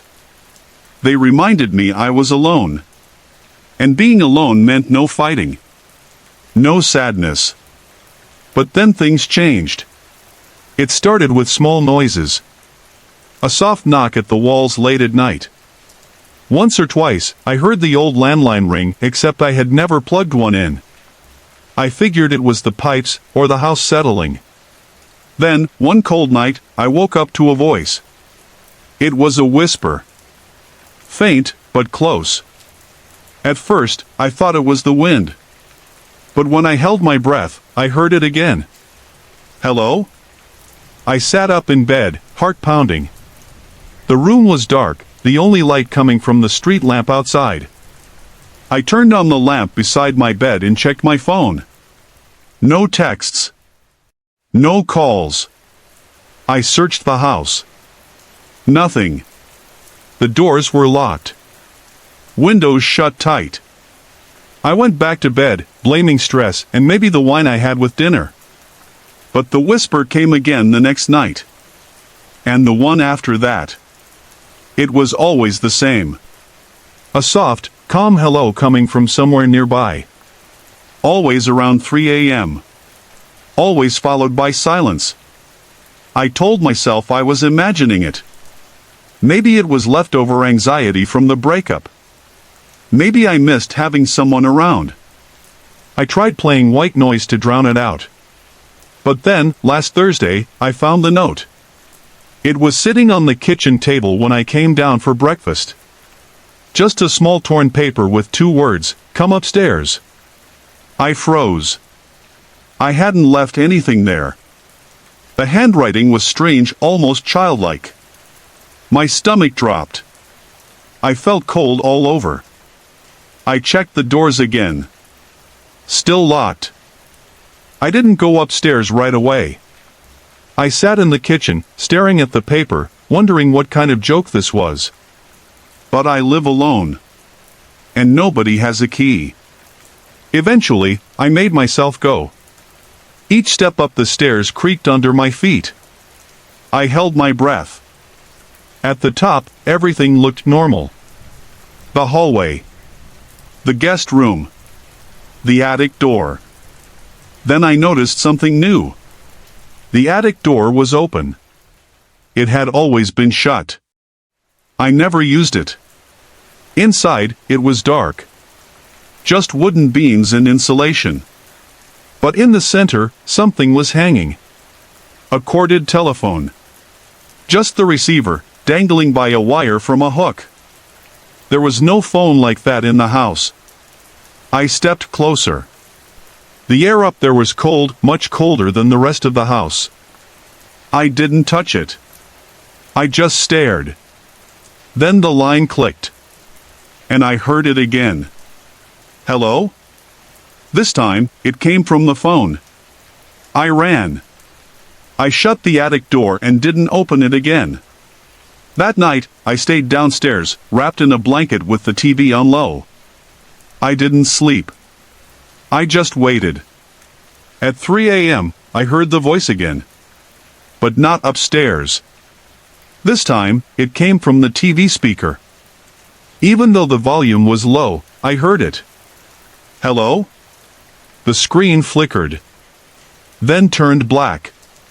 A second later, it came back. The same old sitcom playing.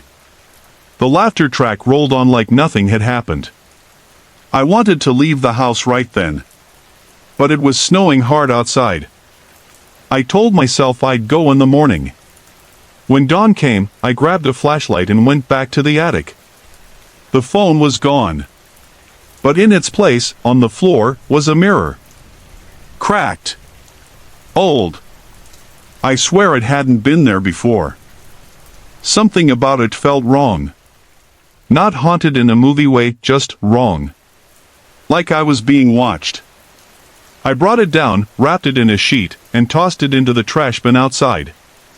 Later that day, I went into town to ask around. I stopped at the diner and spoke to Marlene, the older lady who ran the counter.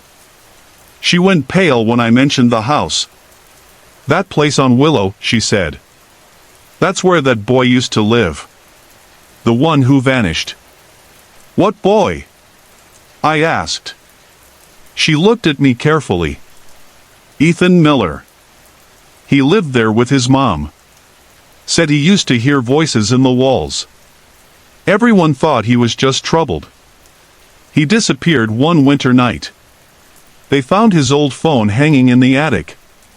I felt sick. I asked, did they ever find him? She shook her head. No. Just that phone. And the mirror. I didn't go home that night. Instead, I booked a room at the Pine Hollow Inn and called a moving company the next day. I told them to pack up what they could. I never stepped foot in that house again. But I still hear it sometimes. Even now, when the wind's blowing through the trees at night, I hear the softest whisper in the dark. Hello? Hey everyone. I put a lot of effort and heart into creating these videos just for you. If you're enjoying the content, I'd love to hear from you. Drop a quick comment below and let me know where you're watching from and what time it is for you right now. Your support means the world to me, and it keeps me motivated to bring more awesome videos your way.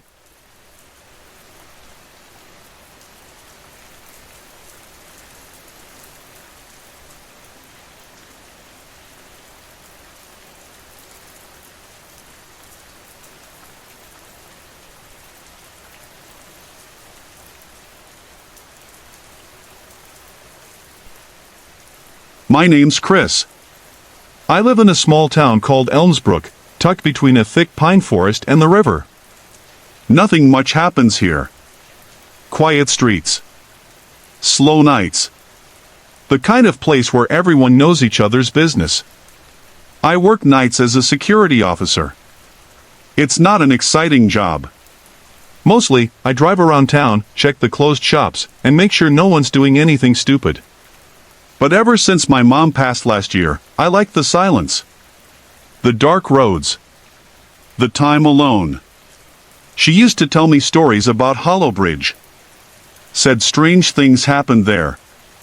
Lights in the fog. Voices at night. But I never believed that stuff. Old stories passed down to scare kids. Until last fall. It was late October. Cold wind. Leaves crunching under boots. Elmsbrook was quiet, more than usual. Even the raccoons stopped messing with the trash bins. The air smelled like rain and burning wood from chimneys. I started my shift around 9 p.m., driving my usual route. Main Street. Maple Drive. Then up toward Hollow Bridge. The bridge sits at the edge of town. It's old and made of stone. Thick fog always rolls in around that spot. The road bends just before it, so you can't see what's ahead until you're almost there. That night, I saw something. A soft orange glow. At first, I thought it was a car's tail light. But as I got closer, I saw it wasn't moving. Just floating. A lantern. Hanging in midair over the bridge. I stopped the car. The light didn't swing. No wind touched it. It just hovered. Still. Perfect. I got out. Cold air hit my face like ice. I walked slowly toward the bridge, radio on my shoulder, hand near my flashlight. The closer I got, the clearer I saw it. It was a lantern. Old-fashioned. Like the kind you'd see in Western movies. But no handle. No rope. Just floating. I stood there for a minute. Then I heard it. A creak. Like a footstep on wood. But the bridge was stone. I turned my flashlight on and scanned the bridge. Nothing. Then the lantern flickered. And I swear I saw a shadow behind it. Just for a second. Tall. Thin. No face. Then gone. I backed away fast and got in my car. I drove straight back to the station. Didn't say a word. The next night, I told myself it was stress. Or maybe just a trick of the light. I hadn't been sleeping much. Still missed Mom. She used to leave the porch light on, even when I worked nights. Said it made her feel like I was safe. I drove the route again. Same time. Same path. When I reached the bend near Hollow Bridge, the lantern was there again. Exactly the same spot. Still floating. This time, I didn't get out. I just watched. Then my car lights flickered. Once. Twice. And the radio crackled. Not static. Words. A soft whisper, "Don't come back." I threw the car in reverse and got out of there. Over the next few nights, I avoided the bridge. Took longer routes. Even if the chief asked why, I'd just make up some excuse. But the thing is, I couldn't stop thinking about it. I started reading up on town records. Old papers. Found something strange. In 1963, a boy named Daniel Whitmore vanished. Last seen riding his bike across Hollow Bridge at night. They never found his body. Just his bike. Stuck in the riverbed. Some said he was taken. Others said he fell in. But the weirdest part? His mom swore she saw a lantern in the woods the night he disappeared. She said it was floating. People laughed her off. I didn't. The next night, I decided to go back. Just once. Just to see. I parked a little ways back. Walked the rest of the road alone. Flashlight in hand.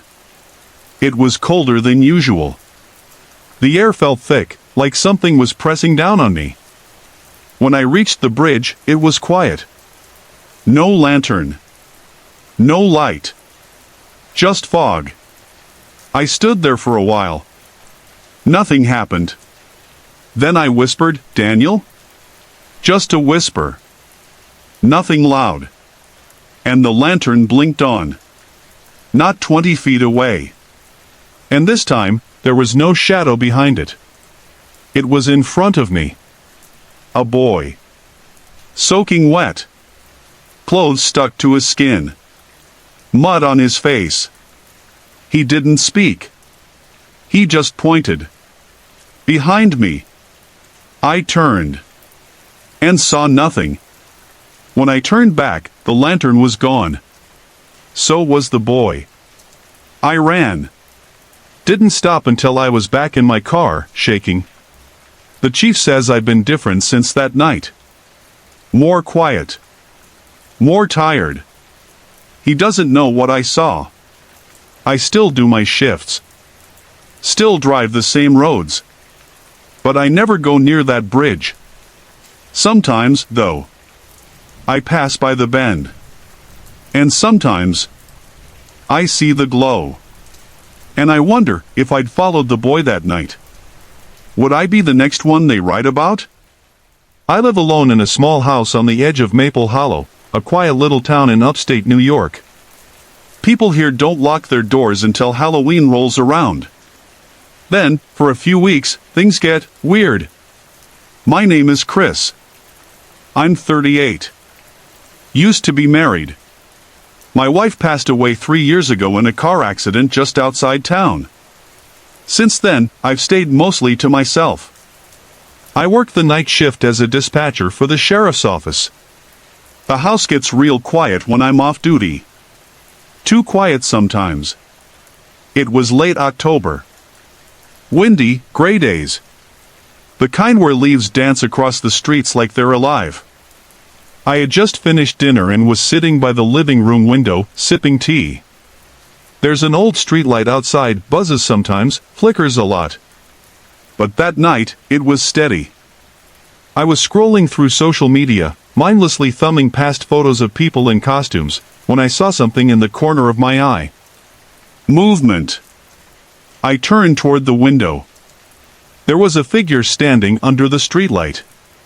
A tall man. No coat, no hat, no expression. Just staring straight ahead. Not at my window, just forward. I watched for a while. He didn't move. Maybe just a drunk guy? Or someone's lost uncle? After 5 minutes, I stood up and turned on the porch light. That usually sends folks wandering off. But this man, he didn't even flinch. I opened the door and stepped outside. The wind cut through my hoodie. "Hey!" I called. He slowly turned his head toward me. His face looked wrong somehow. Like it didn't fit. Eyes too close, mouth too wide. No anger, no sadness, just empty. I stepped back into the house and locked the door. When I peeked again, he was gone. That night, I barely slept. Every creak in the house made me sit up straight. I even kept my phone on the nightstand with 911 dialed halfway in. The next day, I checked the security camera I'd set up facing the front porch. It recorded all night. At 1:23 a.m., the man stepped under the streetlight. He didn't move for 3 hours. Then the camera glitched. Froze. Then cut to 4:45 a.m. and he was gone. That wasn't the worst part. I noticed something just before the feed glitched. In the second frame, before the freeze, the man turned his head toward the camera. I zoomed in. His eyes were wide open. Mouth slightly parted, as if mid-whisper. And even through the grainy footage, I could see his lips move. They formed the word, "come." That night, I told myself it was stress. Too many lonely shifts. Too much scrolling and too many ghost videos online. I made a promise, no screens after 10 p.m. It didn't help. The next evening, the streetlight started flickering again. But this time, the flickering seemed rhythmic. Almost like a code. I stood in the kitchen, watching it through the window. It blinked 5 times, pause, 3 times, pause, 5 again. I don't know Morse code, but I swear it felt deliberate. Like a knock on a door. Then came the sound. Not outside, inside. From the basement. A thud. I froze. My basement door was shut. Always kept it locked. I grabbed a flashlight and opened the door slowly. The steps creaked like always. The air felt colder than usual. My breath fogged up.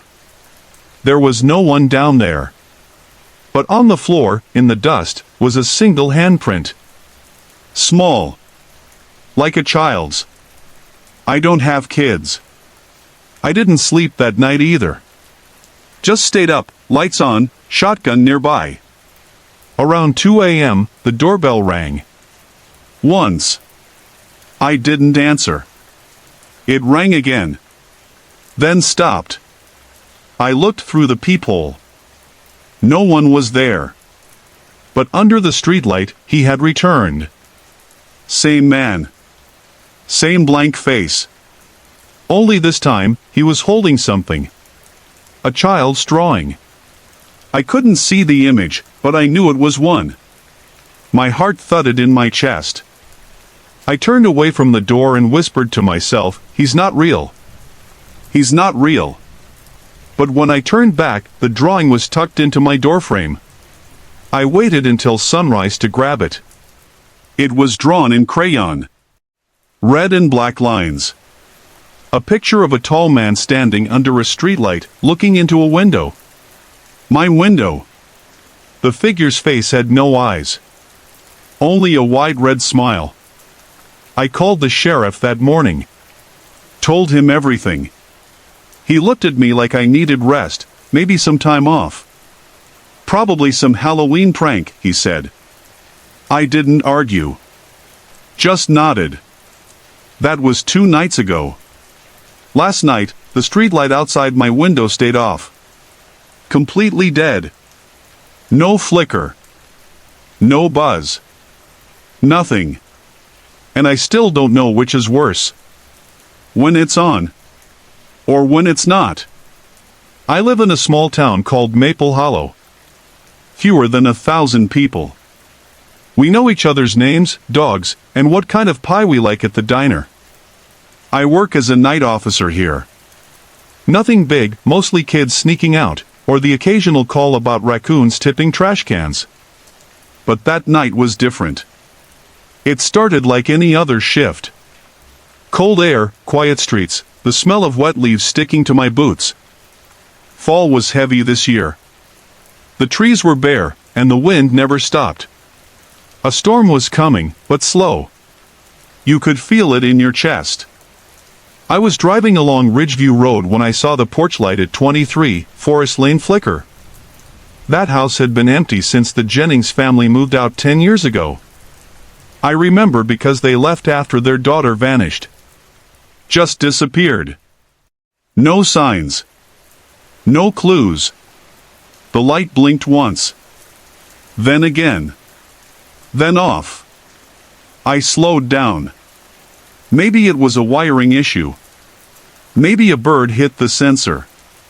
But something about it felt off. I parked near the mailbox. Got out. The gravel crunched under my boots. The air smelled like metal, like rain that hadn't fallen yet. I radioed in my stop, but got static. I walked up the path. The porch creaked as I stepped on it. The door was shut, but not locked. I knocked. Nothing. I opened the door just a bit. This is Officer Blake. If anyone's inside, please say something. Still nothing. I stepped inside. The house smelled like dust and old wood. Everything was still. No wind. No sound. My flashlight cut through the dark like a knife, showing peeling wallpaper and a dusty sofa still covered in a white sheet. Then I heard it. A soft tap tap tap from upstairs. Like bare feet on wood. Hello? I called again, hand on my holster. No answer. I moved slowly up the stairs, one creak at a time. The hallway stretched out in front of me, lined with doors. The second one on the right was cracked open. That's where the tapping came from. I pushed it gently. It swung open with a low groan. Inside was a girl's room. Pink wallpaper with tiny stars. A broken dollhouse in the corner. Dust on everything except the floor. The footprints were small. Barefoot. Leading from the window to the closet. I aimed my light at the closet door. My mouth felt dry. I called out again. Nothing. I stepped closer. Reached for the handle. Pulled. It was empty. But then the porch light blinked again, 3 times, this time. I saw it through the window. And suddenly, the bedroom light flicked on. Only, there was no bulb. That's when I noticed it. A photo on the nightstand. I picked it up. It was of the Jennings girl. Her name was Lily. She was 10. The photo showed her smiling on that same porch. But someone had scribbled something on the back in red crayon. It said, "I'm still here." My radio crackled. "Blake? You there?" I pressed the button. "Yeah. I'm at the Jennings house." Porch light turned on. Thought I saw something. The place doesn't feel right. Pause. Then, "Officer Blake, there's no power at that address. It was shut off years ago." I turned to leave. But then, behind me, the closet door creaked again. Even though I'd left it open. I turned quickly. Empty again. But the footprints were gone. That's when the house got cold. Not chilly, cold. Like the air had been sucked out. I could see my breath. My flashlight flickered. The walls creaked like something was moving inside them. I ran down the stairs. I didn't look back. Outside, the wind had picked up. The trees bent, and the porch light blinked again, on, off, on. Like Morse code. I got to my car, slammed the door, and drove back to the station. I didn't write the full report. I just said I checked the property. No signs of entry. But I haven't slept right since. Some nights, I drive past that house. The porch light still blinks sometimes. And sometimes I think I see something in the window. A little girl. Staring back at me. Smiling. It happened in Pine Hollow, a small town with no more than 3,000 people. Everyone knew everyone. Nothing big ever happened there, just quiet roads, cold winters, and the same old stories. But one story never left me. My name's Eric. I used to be a sheriff's deputy in town. Back then, I was dealing with a lot. I had just gone through a rough divorce. My daughter, Lily, stayed with her mom in Colorado. The house felt empty. Quiet in the kind of way that messes with your head. I spent most nights patrolling the far edges of town. There was a road that led past the old Miller house. Folks said it was haunted. Teenagers used to dare each other to go inside. You know, the usual small-town rumors. I never believed any of it. Until that one November night. It was cold. Real cold. You could see your breath in the air like smoke. The wind howled through the trees. Leaves scraped across the pavement like whispers. I was parked by the edge of Hollow Creek Road, headlights off, window slightly down. Just sitting in silence, thinking about Lily. Wondering if she was asleep. Wondering if she missed me. Then I saw it. A light. Just a small one, flickering in the top window of the old Miller house. No one had lived there in over 20 years. No electricity. No reason for any light to be on. I radioed it in, but got no response. Figures. Signal out there was always spotty. So, I stepped out. The gravel crunched under my boots. I walked slow. The cold bit through my uniform. The house looked worse than I remembered. Shutters hanging loose. Wood rotting along the edges. A front porch that sagged in the middle like it was tired.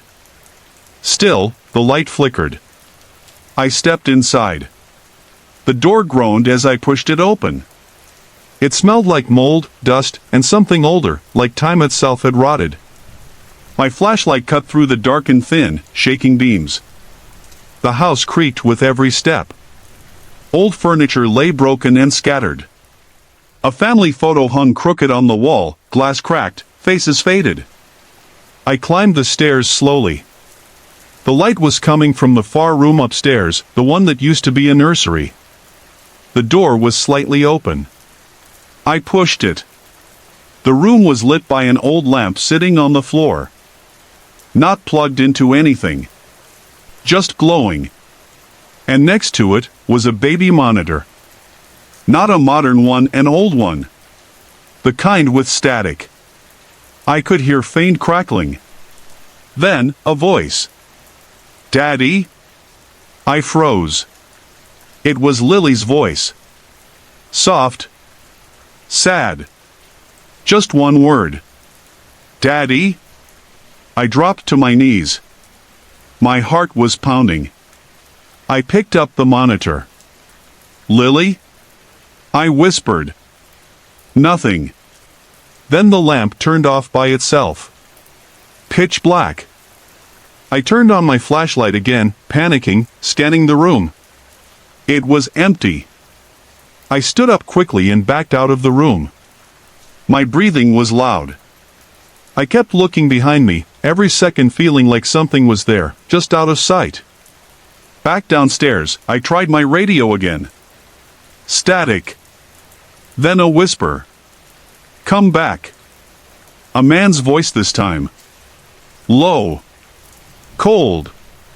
I ran out of the house. I didn't look back. I got in my cruiser and drove straight to the station. The chief didn't believe me. Said I was tired. Grieving. Maybe I was. But I know what I heard. I took the baby monitor with me. It sat on my kitchen counter for a week. I couldn't bring myself to throw it away. One night, I woke up to the sound of static. It was on. I walked to the kitchen, heart racing. Through the crackling, I heard it again. "Daddy?" I moved out the next day. I left Pine Hollow 2 months later. Transferred out west. But I still have that monitor. It's in a box, taped shut, in the back of my closet. Sometimes, late at night, I think I hear it. Just for a second. And I wonder, did something in that house learn her voice? Or was it really her? Sorry to interrupt. If you're enjoying the story, let me know in the comments and tell me where you're watching from. Don't forget to like and subscribe for more.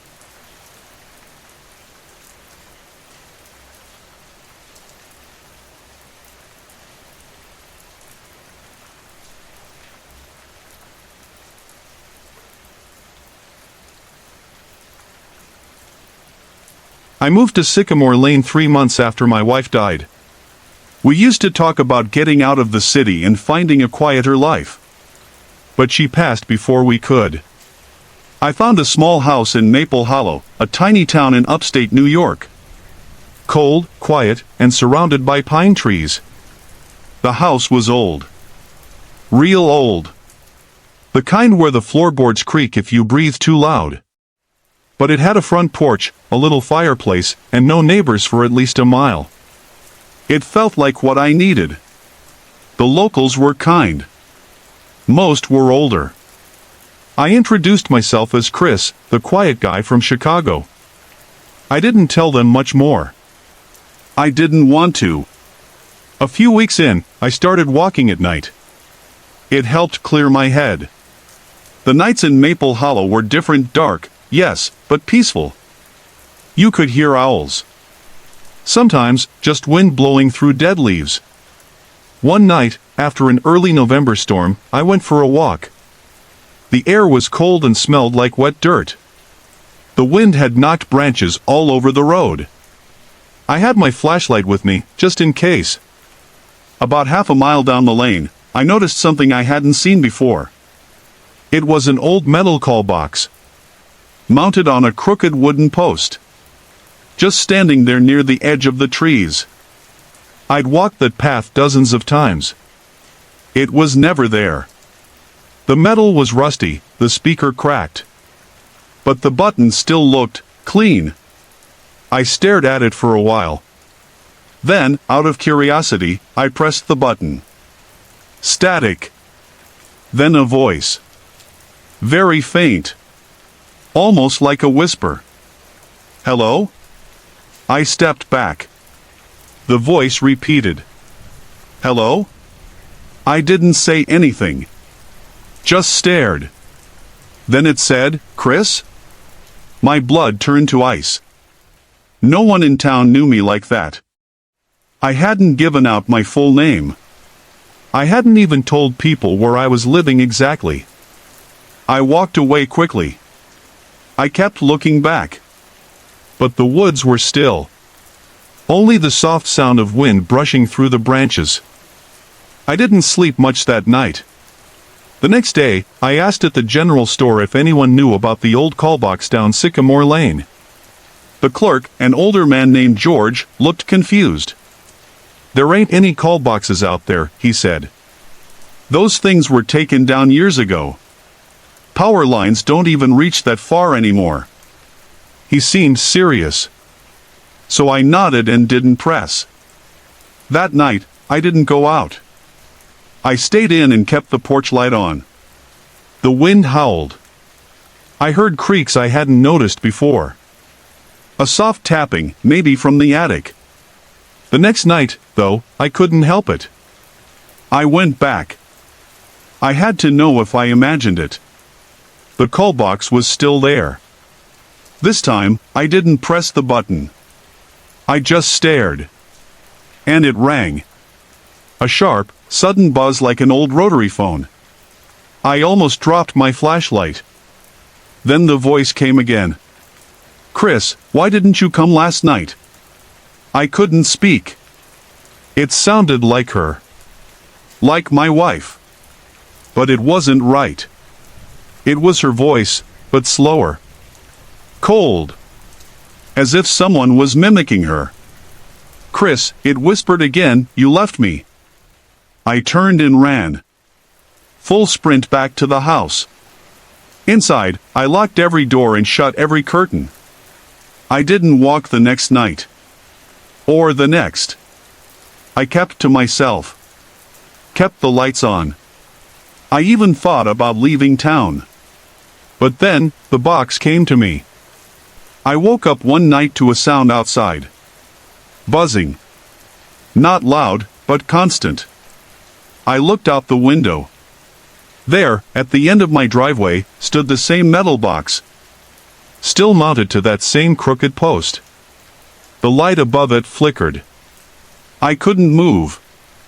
It buzzed again. The porch light flickered and went out. Then the box said, Chris. It's cold. Please, don't leave me here. The next morning, it was gone. No sign it was ever there. No post. No wires. Nothing. I packed a bag that day. Told myself I'd give it one more night. If anything else happened, I'd leave. That evening, it snowed lightly. The world outside looked soft and quiet again. But I couldn't sleep. Around 3 a.m., I heard tapping on the glass. Soft. Rhythmic. Like a fingertip. I walked to the window slowly. Pulled the curtain aside. There was nothing. Then, from the side of the house. Buzzing. I went to the back door. Opened it. And there it was again. The call box. Sitting on the ground this time. No post. Just wires, twisted and sparking. I stepped outside, slowly. It buzzed once more. I shouldn't have picked it up. But I did. The moment I touched it, everything went quiet. Even the wind. Then it whispered. "You were supposed to die too, Chris." The voice wasn't hers anymore. It was something else. I threw it. The box shattered into pieces.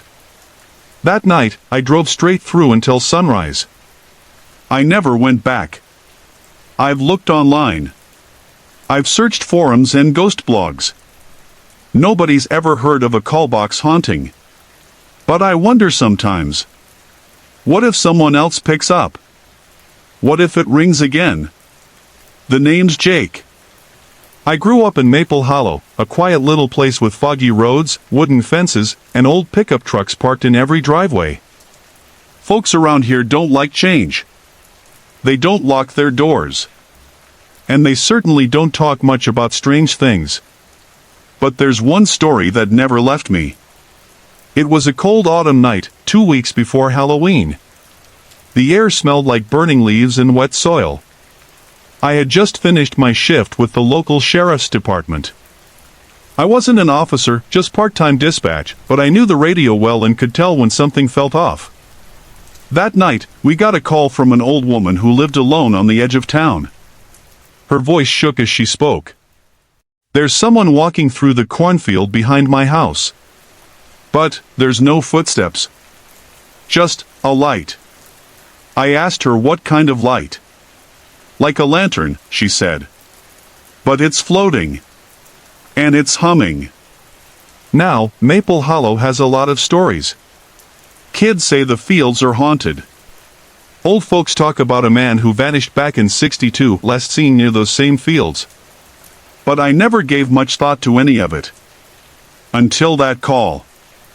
Sheriff Daniels was out on another call, so I told her I'd swing by and check it out. I was 23, dealing with a recent breakup, sleeping in my mom's guest room, and feeling like a failure. A creepy light in a cornfield? Honestly, it sounded like a good distraction. I drove over in silence. No music. Just the sound of the engine and the wind. When I reached the old farmhouse, the woman was waiting on her porch. She didn't speak. Just pointed to the field. I stepped out and saw it.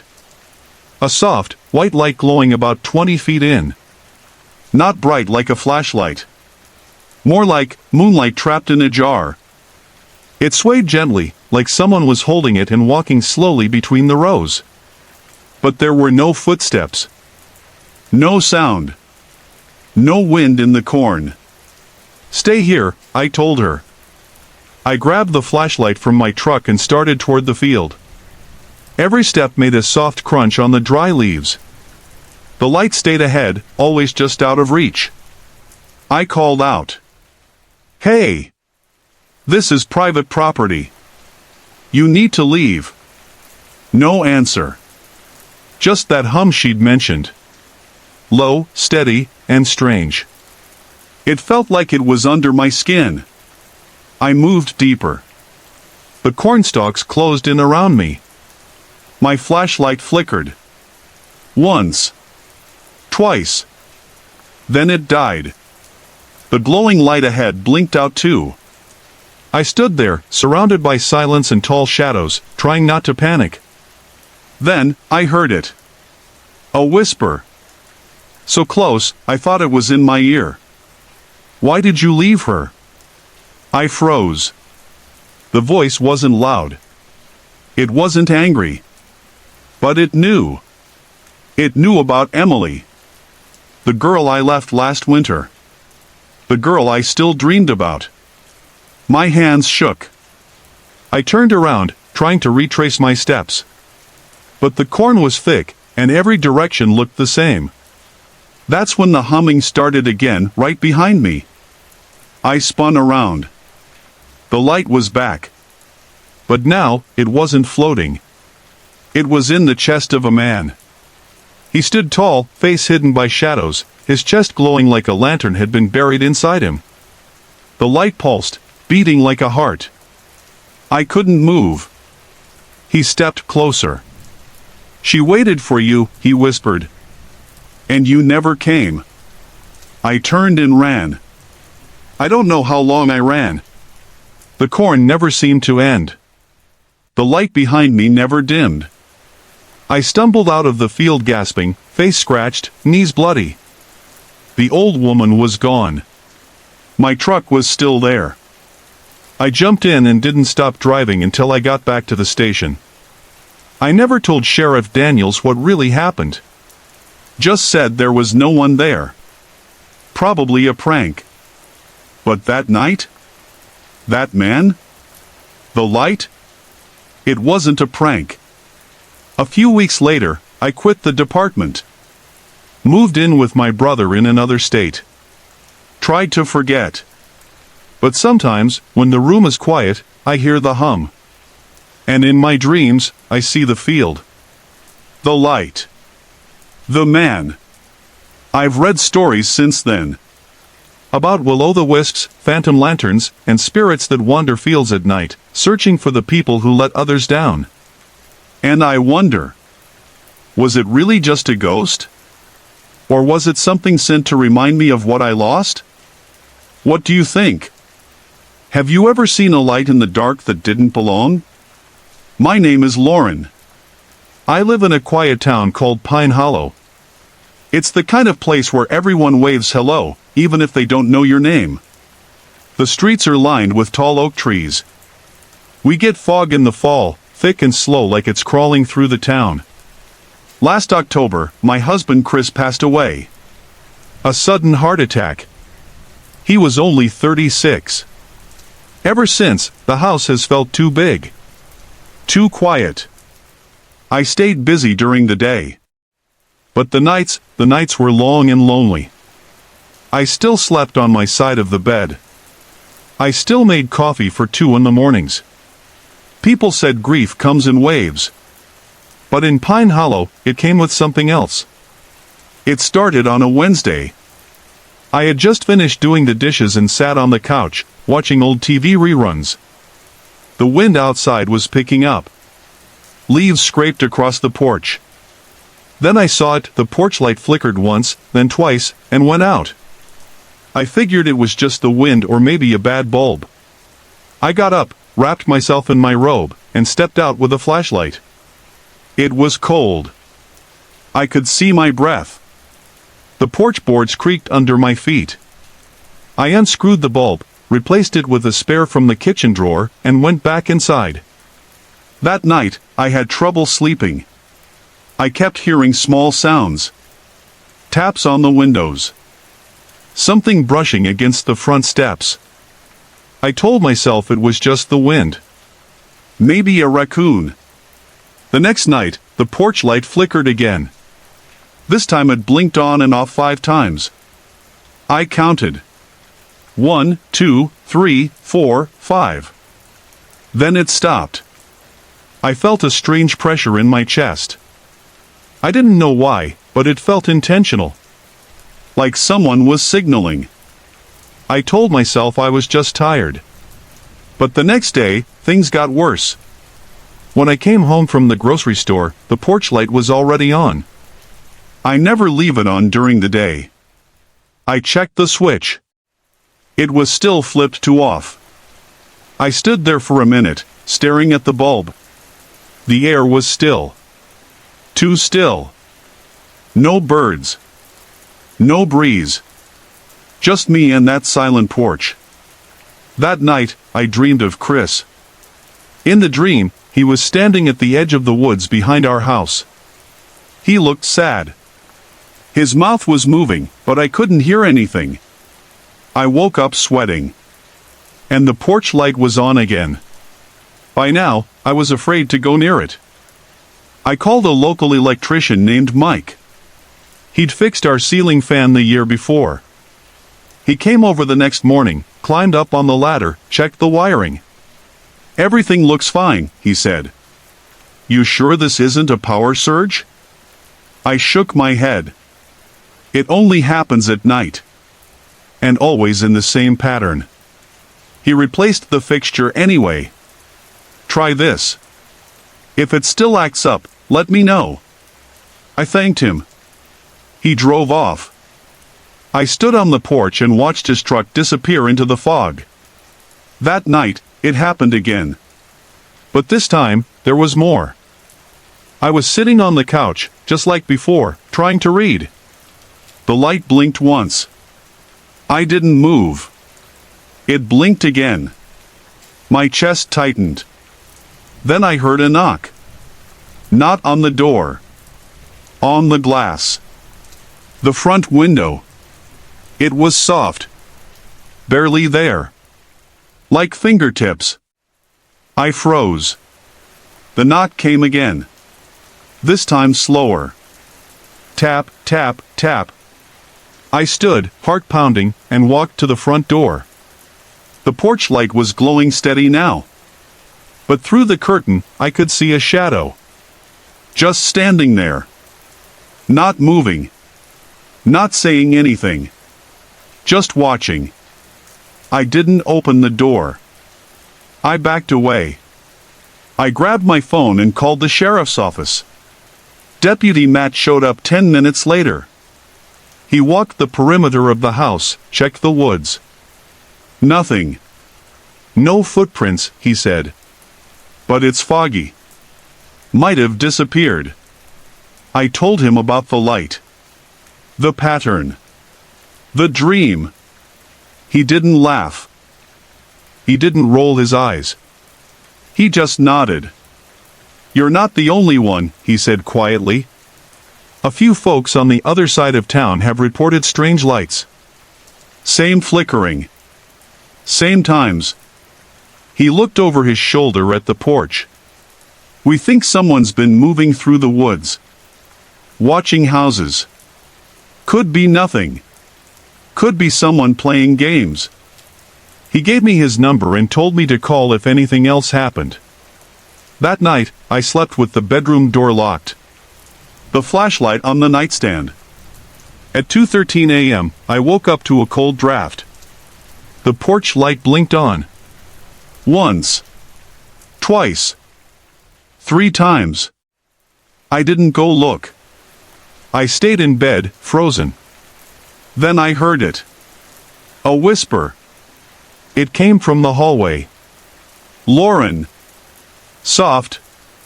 Too soft for the walls to carry. But I heard it. I felt it. Like it brushed past my skin. The next morning, I found the bulb shattered. Tiny shards scattered across the porch. The front door was still locked. But something had been there. I packed a bag and left for my sister's place across town. I never went back. Eventually, I sold the house. The new owners installed a camera on the porch. I didn't tell them anything. A month later, the wife sent me a message. "Hey, just wondering, did your porch light ever blink in patterns?" I didn't answer. I just blocked the number. I still dream of Chris sometimes. But now, he stands in the hallway instead of the woods. And sometimes, I wake up at 2:13 a.m. for no reason at all. Just to check if the lights are off. Hey everyone! I put a lot of effort and heart into creating these videos just for you. If you're enjoying the content, I'd love to hear from you. Drop a quick comment below and let me know where you're watching from and what time it is for you right now.